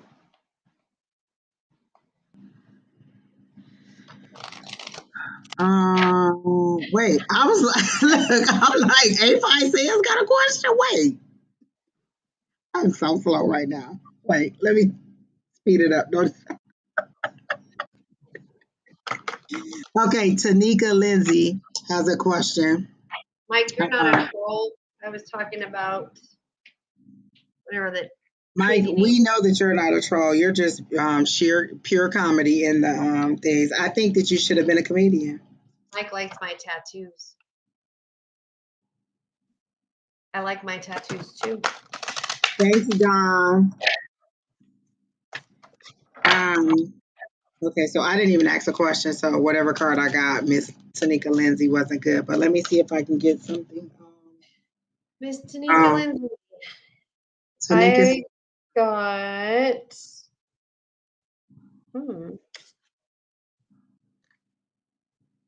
Can you see that? hollowed hurt. Ooh. So you're being vulnerable. You're being sincere, and you have gentleness, and you're exposing yourself. You're being naked to the situation, or you need to be naked to the situation. So there's a question somebody is posing to you, and you need to be vulnerable to it, or you are being vulnerable to it. Hold on one second. Is Tanika Lindsay still here? Because if not, we can go to the proof. Oh, you already started. Go ahead. So we'll go ahead. She can either come back or rewind it. Go ahead. No, go ahead. Well, I think I'm hearing that there's a situation in her life where she is needing to be vulnerable and open to it. She's needing to be sincere about it. She's needing to, yeah, she's here. She's needing to be truthful to her truth, to instead of worrying about the other person's feelings and the other person's perspective of it. I mean, be mindful of their perspective, be mindful of where they're coming from, but it's your boundaries, your truth, and your vulnerability. I'm assuming that makes more sense to you than it does to me.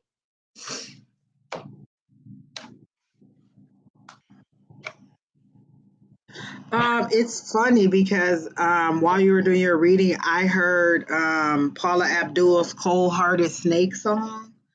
And so I went to look up the lyrics of the first thing. It's like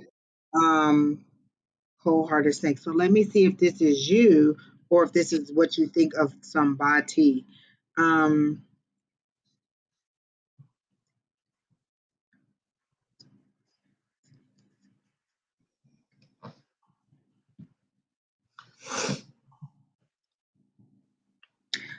I get that you're right in what you're feeling.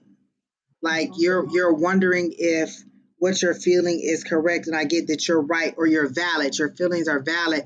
And oh my gosh, I have the strongest Okay, so if say somebody was to stab you and it were to go straight through, and then you would feel the wind coming through. I feel like someone stabbed you in the heart. It went all the way through and came out the back, and then there's wind whistling through there. And so I got a very sharp pain right here in my heart. So I'm getting that you're right. Your feelings are valid and whatever you're feeling regarding a relationship. Like I feel like you had a love reading, but you didn't ask about a love reading. And so I'm getting a very piercing, um, like whatever it was, like it feels like an icicle was jabbed through your chest, and it went all the way through, and now there's just a big hole in your heart right here, and you're living with it, and it's not okay, not preventing you from living, but you're always aware of it and you're always trying to cover it. You're always trying to protect it. So like if somebody was to come up against,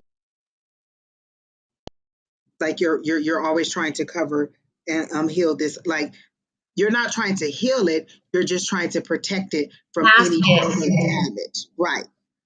So Yeah. you're not trying to heal it, you just are covering it so that nobody can get to it or touch it or bother it. And so if somebody was to get close to you, I feel like you're dancing back, and you're just covering it, but you don't want to heal it because it feels like it could have been filled in or the skin could have grown over it. But because you won't allow it to heal, it's continuing to be just a big hole. And I'm getting a very like all around here, but then I get that it's spreading because you won't let it heal. It's spreading and going in deeper into your body. Like whatever effects or infection from it is going deeper into your body. And so it's changing who you are in light of love. And then that's making you a difficult person to deal with. And so I'm getting that we are doing general, Miss Lindsay. And the thing is that love is what's coming up, or a broken heart is what's coming up. And so now they're showing me the Three of Swords. So it all has to do with heart space or feelings or emotions. So I'm getting an overwhelming feeling of a heart space that needs to be healed that you're not letting heal. Who is James? I keep getting James. James, like James did this to me. James is the person that did this. I keep getting James. So who is James? No, Miss Karen, we cannot do your reading. We've already done your reading multiple times today. We did a full in-depth reading when it was your turn, and then uh, Sherry came back and did another smaller reading. So could you please just rewind and see what we said about it? Because at this point, we're just rereading you over and over again. So just back up a little bit to when you first came back, and you should be able to see. Like in the chat, it would say who was next. And if I'm not mistaken, you were after Margaret, but before Ashmere or something like that. So you're in between them two. So if you see either of their names, you're after Margaret, but before Ashmere. We're not going to keep redoing your reading again, Miss Karen. I'm sorry, and we've already done it twice today. And so Tanika, I don't see you responding, so I don't know if what I'm saying is true or if it is resonating with you. But that's what I'm getting, is that you really have this big hole in your heart that is now starting to seep over and affect the rest of your personality, because you seem like you were a very good person that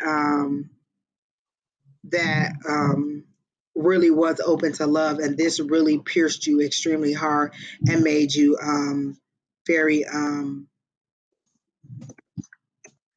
very guarded. And so that's what I got. So who's next, Keena? I think I forgot.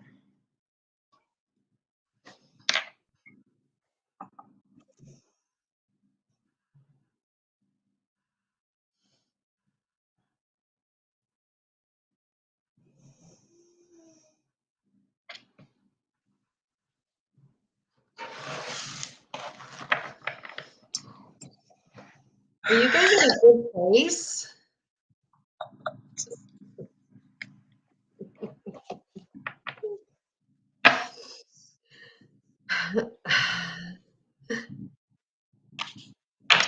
Um,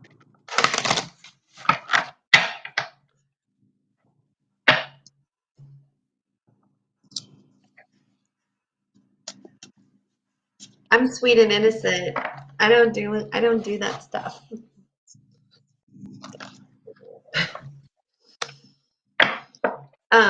Are you and your husband in Carla, are you and your husband in a good place? Because I don't see that. I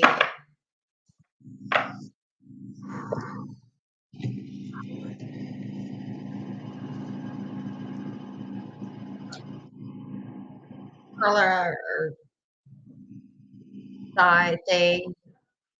they you're not. Yeah. So I don't see that you guys are in a good place. And I hear the word divorce. Um, I don't know if you want that, but that's what I'm hearing.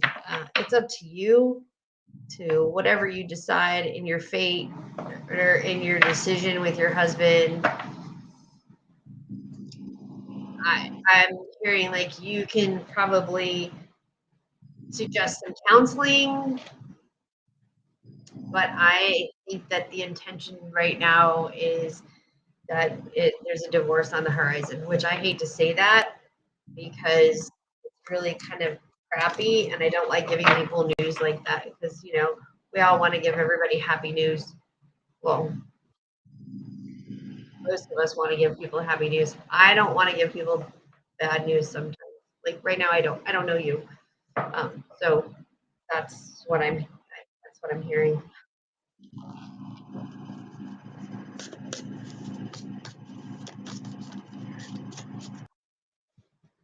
like I feel like you're asking what his intentions are when like they're showing me a paper trail where you've gone through every aspect of it, and this is just you coming to us to confirm something that you already know. Like I see balled up pieces of paper like this, and you're going through pockets and you're unrolling pieces of paper and you're unrolling receipts, and you literally are going through to figure out what is going on, and you already know what you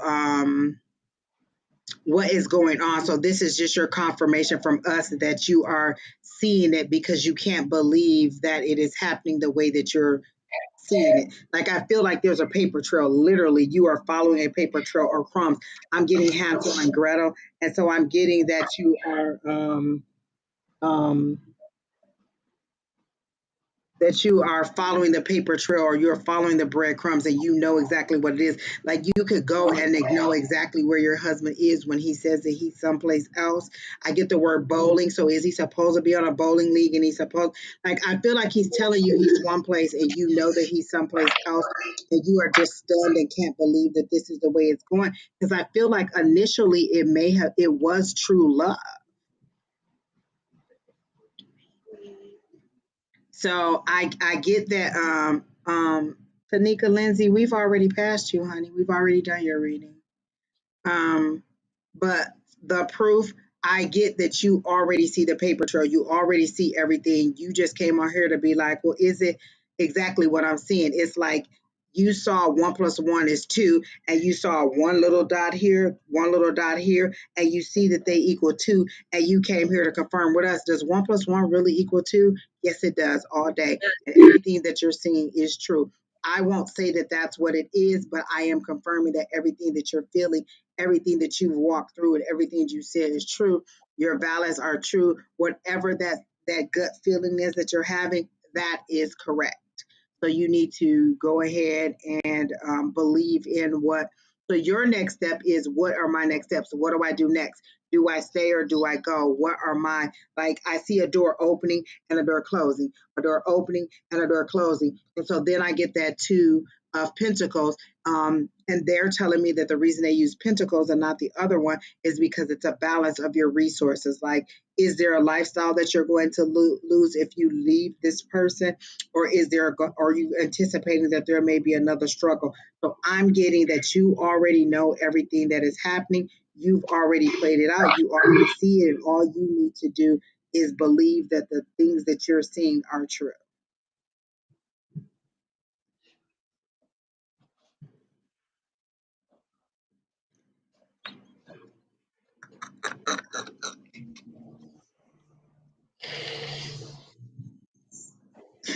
So, Miss Carla Phillips, I am getting that everything that you were confirming is true. So your husband's plans are intentions.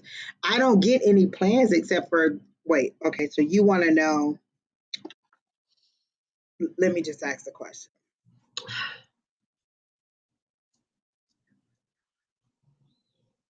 So, are you wanting to know exactly, Keena? And I'm loving every minute of it. I am loving every minute of that chat, and Don is my hero right now.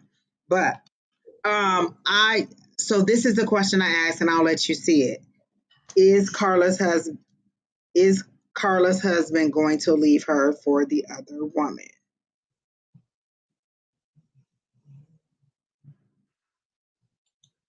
That Don, circle. I just said that. I just said that you were taking my place tonight. And so I'm getting, yes, is that what you want to know? Is he planning to leave you or is he going to Yes. go? And so you're worried about if you bring it up, if that'll be his breaking point and he'll just be like, I'm gone, or he'll go and be with this person. I'm getting, yeah. Yes. So that's it. Who's next, Keena? I think there one person that you said, one more person you said.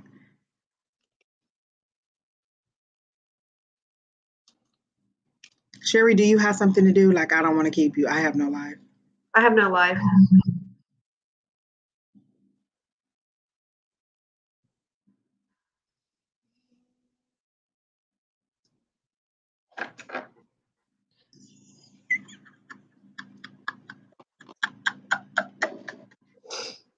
It's the end of the statement for me. Thank you.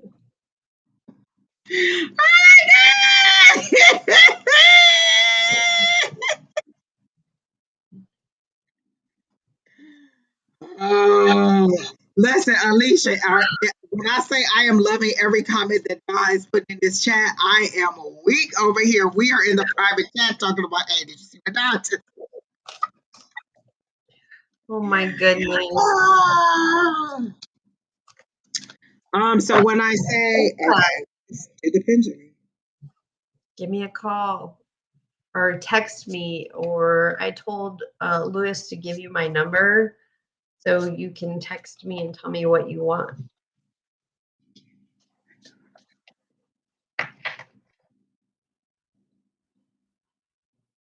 So I'm asked, so, okay, Miss Linda, look at the pendulum. It's not moving.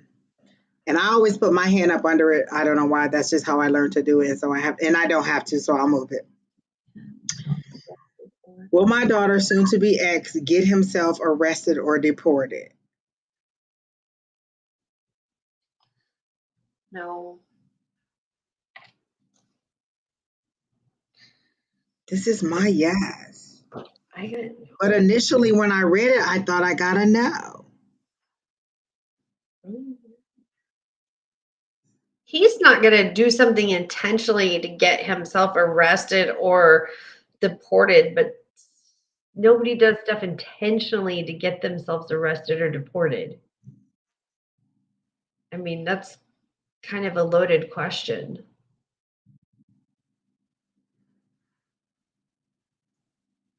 I like the end of it.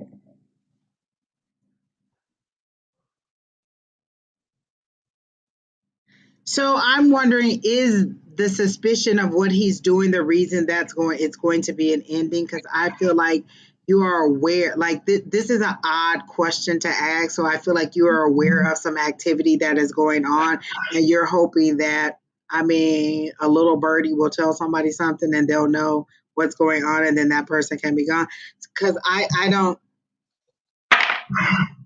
I do get that he will go away. But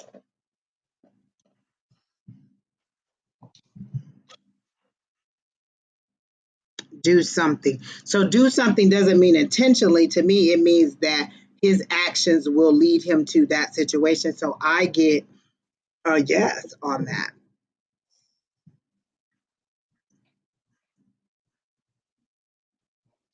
I don't think it's an intentional thing, but I do think that he's going to And so no, any way that I ask it, I get a yes. Will Linda's um uh what are they called, son-in-law be deported? Yes. Is he going to be deported? Yes. Is he, like, I keep getting yes, yes, yes, yes as the thing, but I don't get that it's like, oh, I'm about to go and do this and do it. Like, just the actions are not on the total up and up, and so that's where it'll lead to. But I don't get that he's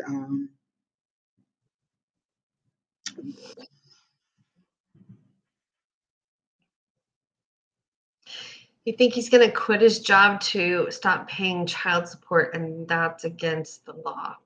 My kid's dad hasn't paid child support. That man owes me like $90,000 because he won't go to work. It's against the law, but they're not doing anything.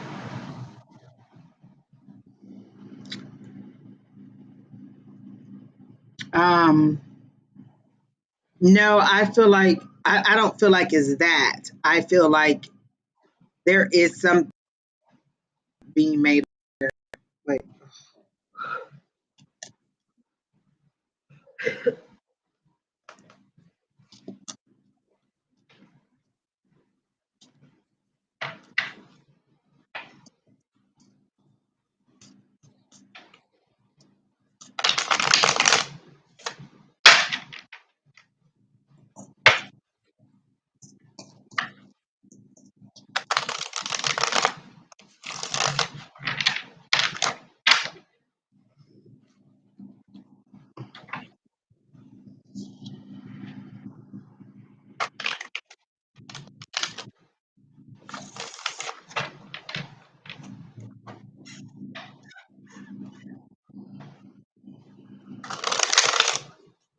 I'm looking at the card and I got the Hanged Man. And then I got the seven of disc, which is different than, because usually the seven of disc is waiting on the fruits of your labor. But then they showed all these skulls on the ground. So I got it as in, if you sow, you reap what you sow. So that's how I got it. You reap what you sow. So if you reap in goodness, you will sow in goodness. If you reap in disharmony, you will get in disharmony. So he's going to reap what he sow. That's what I'm getting. So you're waiting on your harvest. Whatever you planted, that's what you're going to get back. So, however that is, whatever he's planted, whatever he's been putting his efforts into, that's what he's going to get back. That's what that seven is for me, honing in on your skills. In this case, it was in reverse, and I don't read reversals, but I got a negative energy, like my energy level went down. And that was after getting the Hanged Man, but I didn't get the Hanged Man in this way. I got it again upside down in the reverse too. And I normally don't get reversals, so I got that he's hanging himself. He's presenting enough rope to hang himself, but not in an intentional, I'm going to go out and, do whatever to get arrested. But I do feel like there is there is, you reap what you sow. Like whatever you've been whatever soil you've been tilling, that's what your harvest is going to be. There you go, Miss Linda. Justice will be done. So I don't get, and I don't even get that like I don't get that people are like listen. Okay, I'm not even gonna say that because I mean, so I'm not going to.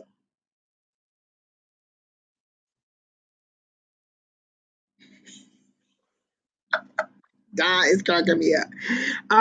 So I'm not getting that you're intentionally thinking like, oh, I hope this, and this happen. I get that you're literally praying for just the scales of justice to be balanced, for like justice to be served, for whatever is supposed to happen. So I don't feel like you're actively saying, I hope this person falls down a well, or I hope this person breaks their ankle. I literally think that you're asking for justice to be done, and so this can be over and your daughter can move on and get to the higher. Like, I feel like she is being lifted.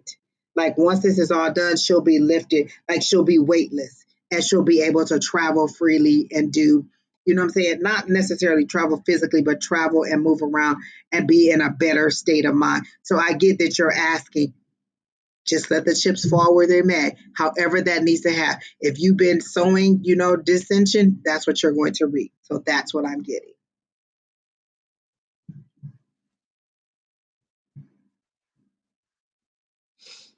And that's what I got. Is that it, Keena?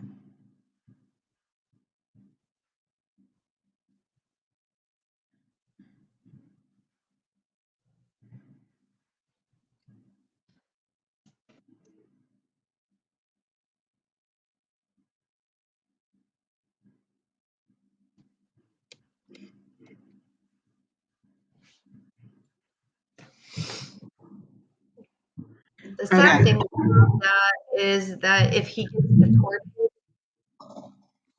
even though you may have to pay for him, he's still your dad. I mean, your grandkids' dad. They get to lose out on that, and then whether he's not paying child support or paying child support, they lose out on that. So there's a lot of pros and cons to him being deported. So there's balance. There's a thing.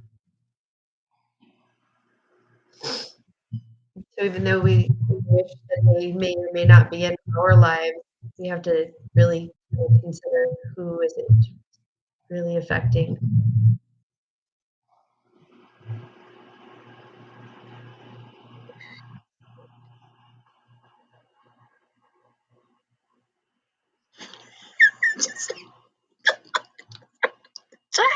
I was reading that last question like, what is this? Okay, I'm done. Keena, do you want to come on and say something? Keena looks so uninterested in the background. Keena, do you need a nap? Yeah, I saw that. She needs Look, a Do nap. I need a nap? Hold I don't on need a now. nap. Like, I just wasn't for the foolishness today. Like, I y'all, need food. I need what were you making? You're making shrimp and all kinds of oh, fun that was the things. other day. Today, I really wanted pinto beans, so I did a smoked turkey leg. I did pinto beans. I did cornbread, fried chicken, rice for Brandon, Hold and on. I dropped Kamora off over there. Why didn't I find that out? Yeah, and hold on. Why didn't I get invited? Right. I dropped Kamora off over there. You didn't say none of this. What the hell? I thought we was friends. I thought I was your sister. You can I come could have eat been doing anytime the you live want. from your kitchen table. I could have been doing the live from your kitchen table, okay? Listen, Miss Linda got us all set up that every time we do a live, she tell us what she cooked. And so, but today I did have, time to like I planned it boom, boom, boom, boom, because I knew Miss Sherry was gonna be ready, and Me so and I Kamora went planned to it. Native anyways. I went to my earlier job today. I came home, put the food on. I am going to go and fry some chicken because like the beans and the turkey are done. The cornbread is done. I'm just gonna go and fry some chicken and make Brandon some rice because Brandon don't eat What do beans. you mean you were invited, Dawn?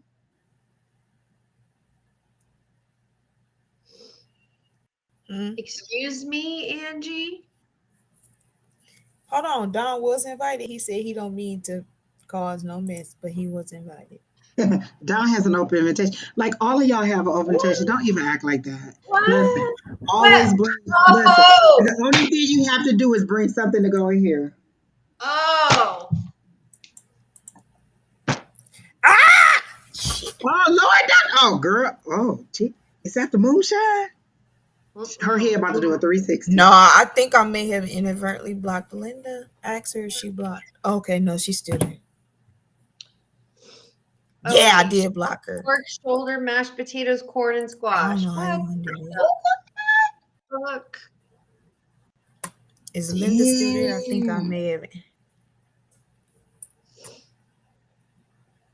I am How not you gonna happy block about somebody? this, people. I am not happy about this at all. I'm gonna go eat my Oh, that crustable. sounds good. Pork shoulder, mashed potatoes, corn, and well, not the spinach because I don't eat cooked spinach, but that I'm gonna corn, go eat my corn always sounds good. crustable. Listen, you can Pork cook corn shoulder, so mashed many different potatoes, ways, and I corn, always love because corn. That's all I'm just trying to cook Angie, spinach, but that I'm gonna corn, go I eat think my I may have crustable. blocked Linda by listen, mistake. you can cook corn so many different ways, and I always love. On Facebook, On the chat, I know YouTube. She on YouTube. I mean, can you You just go may back have to? you may have to go to your settings and check afterwards. I'm just saying. Like she posted that, and then it's a message that says Linda was blocked. So I'm sorry. We may just have to figure it out afterwards. Linda Keena done blocked you. Lord help the I'm child. sorry. There was too many That messages. Keena was real mad about that food. Yeah. Let me tell y'all something. This stupid mouse was sticking. My bad. My bad. Well, just so y'all know, I went to class and I got barbecue sauce from Don. Oh, I do remember. Just Keena, saying. wait, where I gotta go? You blocked her on YouTube or on Yeah, I think it's on YouTube. Lord Jesus, I don't even know how to do that. I think it's in your settings. Lord, Keena, Miss Linda, let me get you out of purgatory.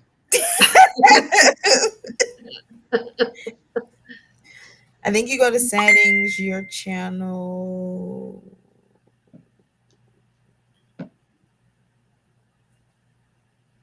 Okay, let me stop streaming for one.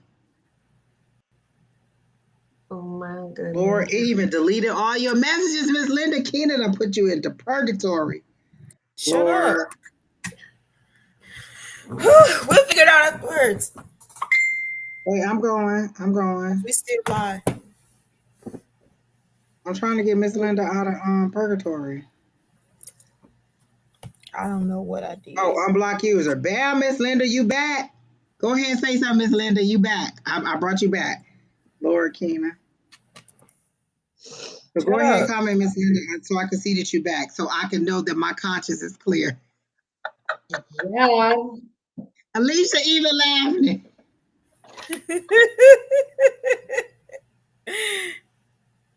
Oh, Don See, said he Don done made made. a mistake too. See, Whatever. listen, you hate all the techie stuff, and it's because this thing is so sensitive. I was clicking something up. There she goes. She back. See, she said Hey, no Miss word. Linda. Mike, Mike, how dare you you gonna say get block blocked. Alicia? Block Mike, you about to hit the streets.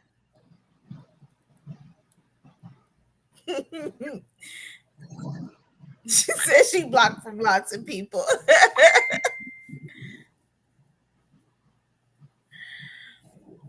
All right, guys. Mercury was kicking our butt today. No. Today was interesting day with the energy though. You guys did a great job, but it was like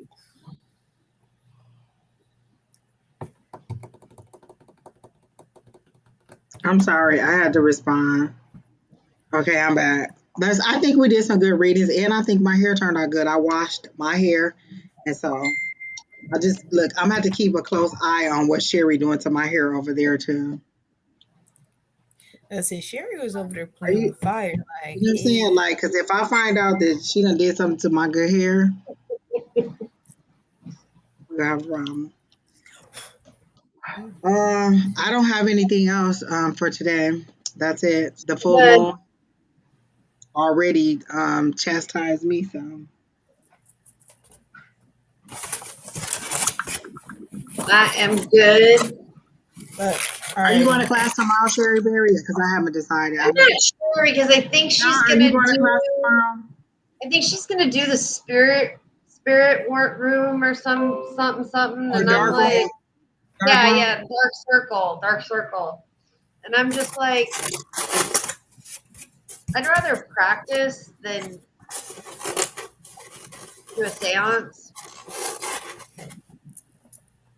Oh, Don said to remind everybody to do their full moon ritual tonight, It's the where you last make the night list. of it. Don actually has a video on his on Sonoran Mystic Tarot where he explains how to do the full moon ritual. Sherry has given us full moon ritual exercises. Sherry has given us cinnamon exercises, which I definitely did. So there's a lot of things. Oh, Don says he's not a fan of the dark circle either. I Um, haven't been to one.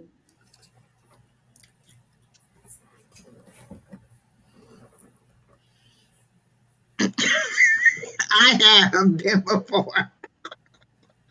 And I like it was okay. Like I didn't hate it, but at the time I wasn't very good on my mediumship, so no. No. So it's just not my cup of tea. So maybe the next one after that. I just want a Sherry Berry hug. That's all. I want an Angie hug. I was bragging about your hugs today. Nope. So I have to go and see Sherry Berry. And I haven't seen Don in a long time. Don, like, I really want to come eat. Like, Don, I'm trying to go to Don house for this apple pie and that chicken stuff he be making. So let me just go ahead and address Jackie Moya's question and say this. No. She says, will They the go man I love change his old ways of acting? That okay. unless So we're if naming names and he spots. imagine him asking the same thing of you, are you willing to change your old ways to meet him in the middle? So whatever it is that he's doing that is annoying you, are you willing to compromise on those things? At some point, sometimes you're just who you are, and either the person you're with loves you for who you are, or you two move on. But I don't get that he's going to change. And the thing they keep showing me like socks left on the floor, like it's little things and they're taking me back to their chastisement. I mean, like you're worried about little things that are insignificant. So if those are the things that you're worried about, like him leaving his dirty socks on the floor, him not picking up after himself, him not being very romantic, those are the things that I'm getting. I'm getting that that's just not the person he is, and you knew that. And I feel like you have years in with this person, and so you know who this person was, and the only thing you're doing is annoying, like you're annoying yourself because he seems to be okay with who he is and with like he's already gotten used to your reaction. So I don't see him changing. Now, if you mean cheating ways, which I don't get that, like I get a lightheartedness from it that you're just annoyed by simple things that he does and you want to know if he even hears you. And sometimes I think he does stuff just to tick you off and to like kind of pull and make you like let's get her all riled up, you know, and just kind of laugh at it. Like I don't feel like he's malicious in the things that he's doing. That's the energy I'm getting. I don't know what energy everybody else is getting, but that's what I'm getting. We do need another brunch, Miss Linda. So Who's is that cooking? brunch? Yes, it is. Oh, hi, Rontoria. So that's what I'm getting. Sherry, did you get anything for Jackie Moya? But that's what I'm getting. I got that no, he's not going to change until you change. Like he's a reactive person and um what you're expecting him to change is not going to. So when you put this energy out, he's gonna mirror that energy. So if you want it to change, if you want him to change, you need to change. If you, it's like a cyclical thing. It's not, you have to get off that path of that pattern, that what's happening. I mean, and I'm getting the word narcissist for some reason. I don't know why. I don't know if he's a bit of a narcissist. So maybe he's doing things, and like Angie said, he's doing things that kind of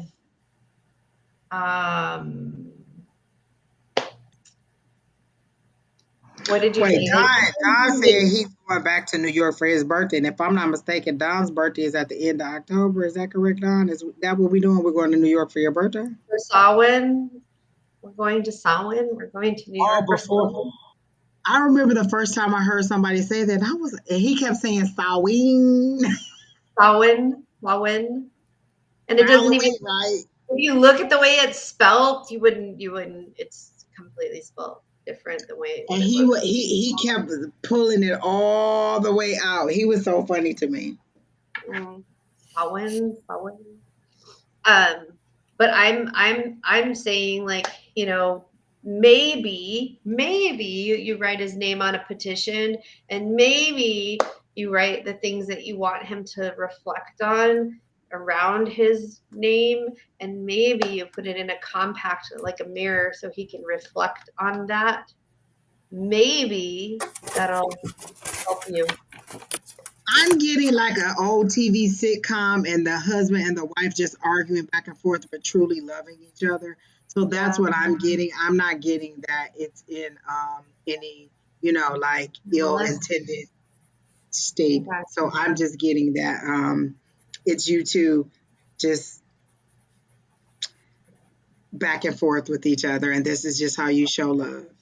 But you know that and that question that you asked is just you being controlling. and the word I heard was a control freak. Like, I want it this way, this way, this way, and this way. And if he doesn't do it that way, then he doesn't love me. His love isn't dependent on picking the socks up off the ground. And that's what they keep showing me over and over again. So for me, that's something that's insignificant, but yet irritating. Believe me, irritating. And that's all I got. Maybe. Keena?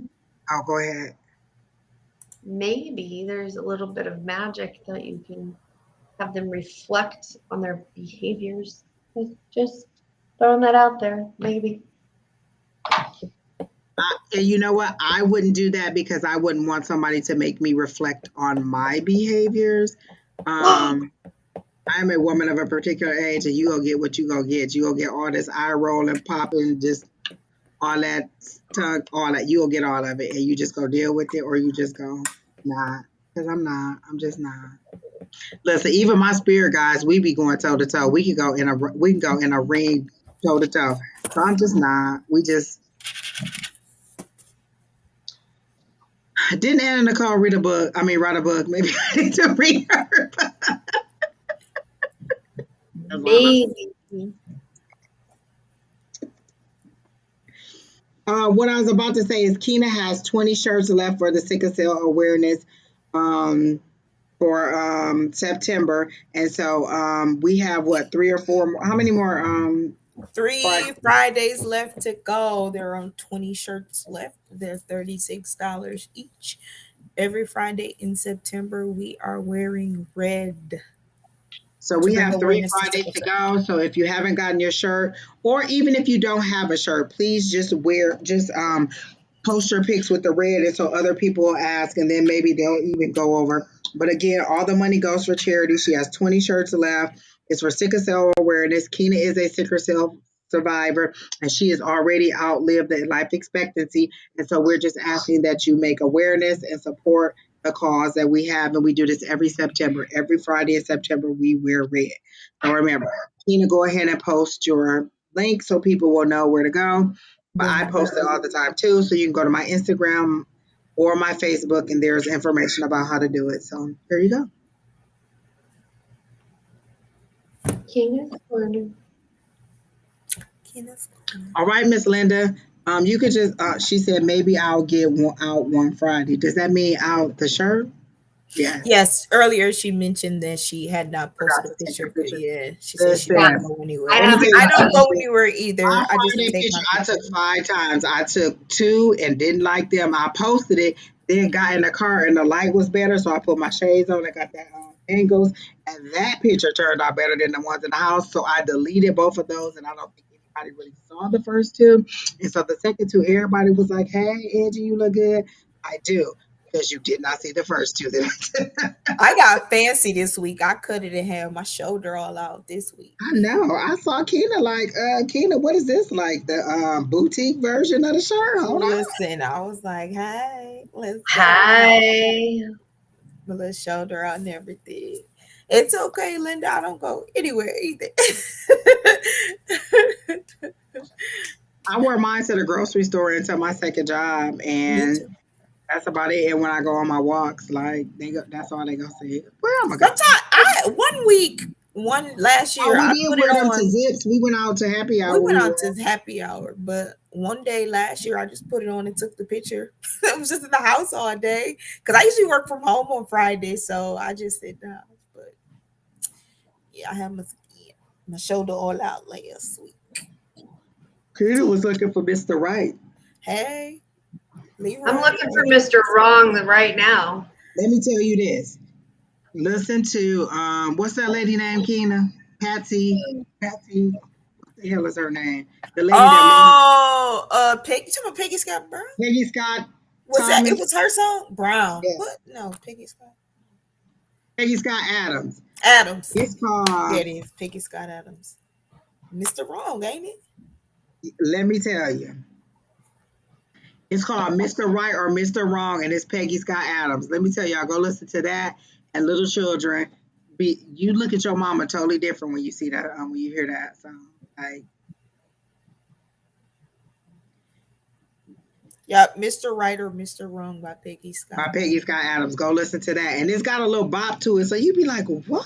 She be like, if Mr. Right, she said if Mr. Right won't hit it, then Mr. Wrong will be sure to what you say, do something with it. Let me She see. ain't right. Just oh. Just trying to see if I could find the lyrics really quick. No. Only Fergie, we've already been doing Oh, if readings. Mr. Right won't get it, I bet you Mr. Wrong will be more than glad to hit it. That's all I'm If saying. Mr. Right has no desire, I'm going to let Mr. Wrong set this thing on fire.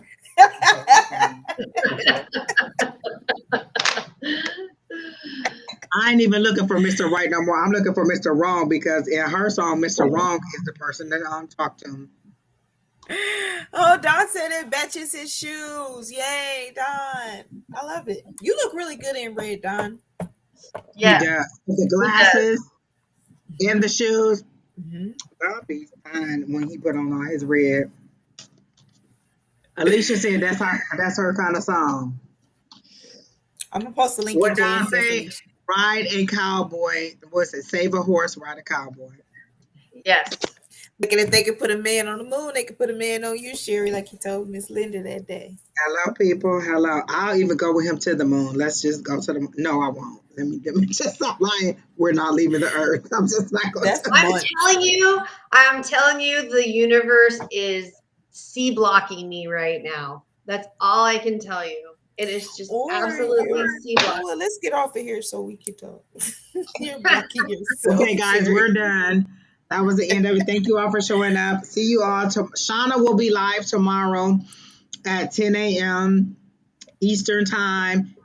We have class Tuesday night, 6 p.m. Pacific time. All three of us will be on there. Don will be there and some others. So please, if you want to join, email advice at Sonoran to join the class.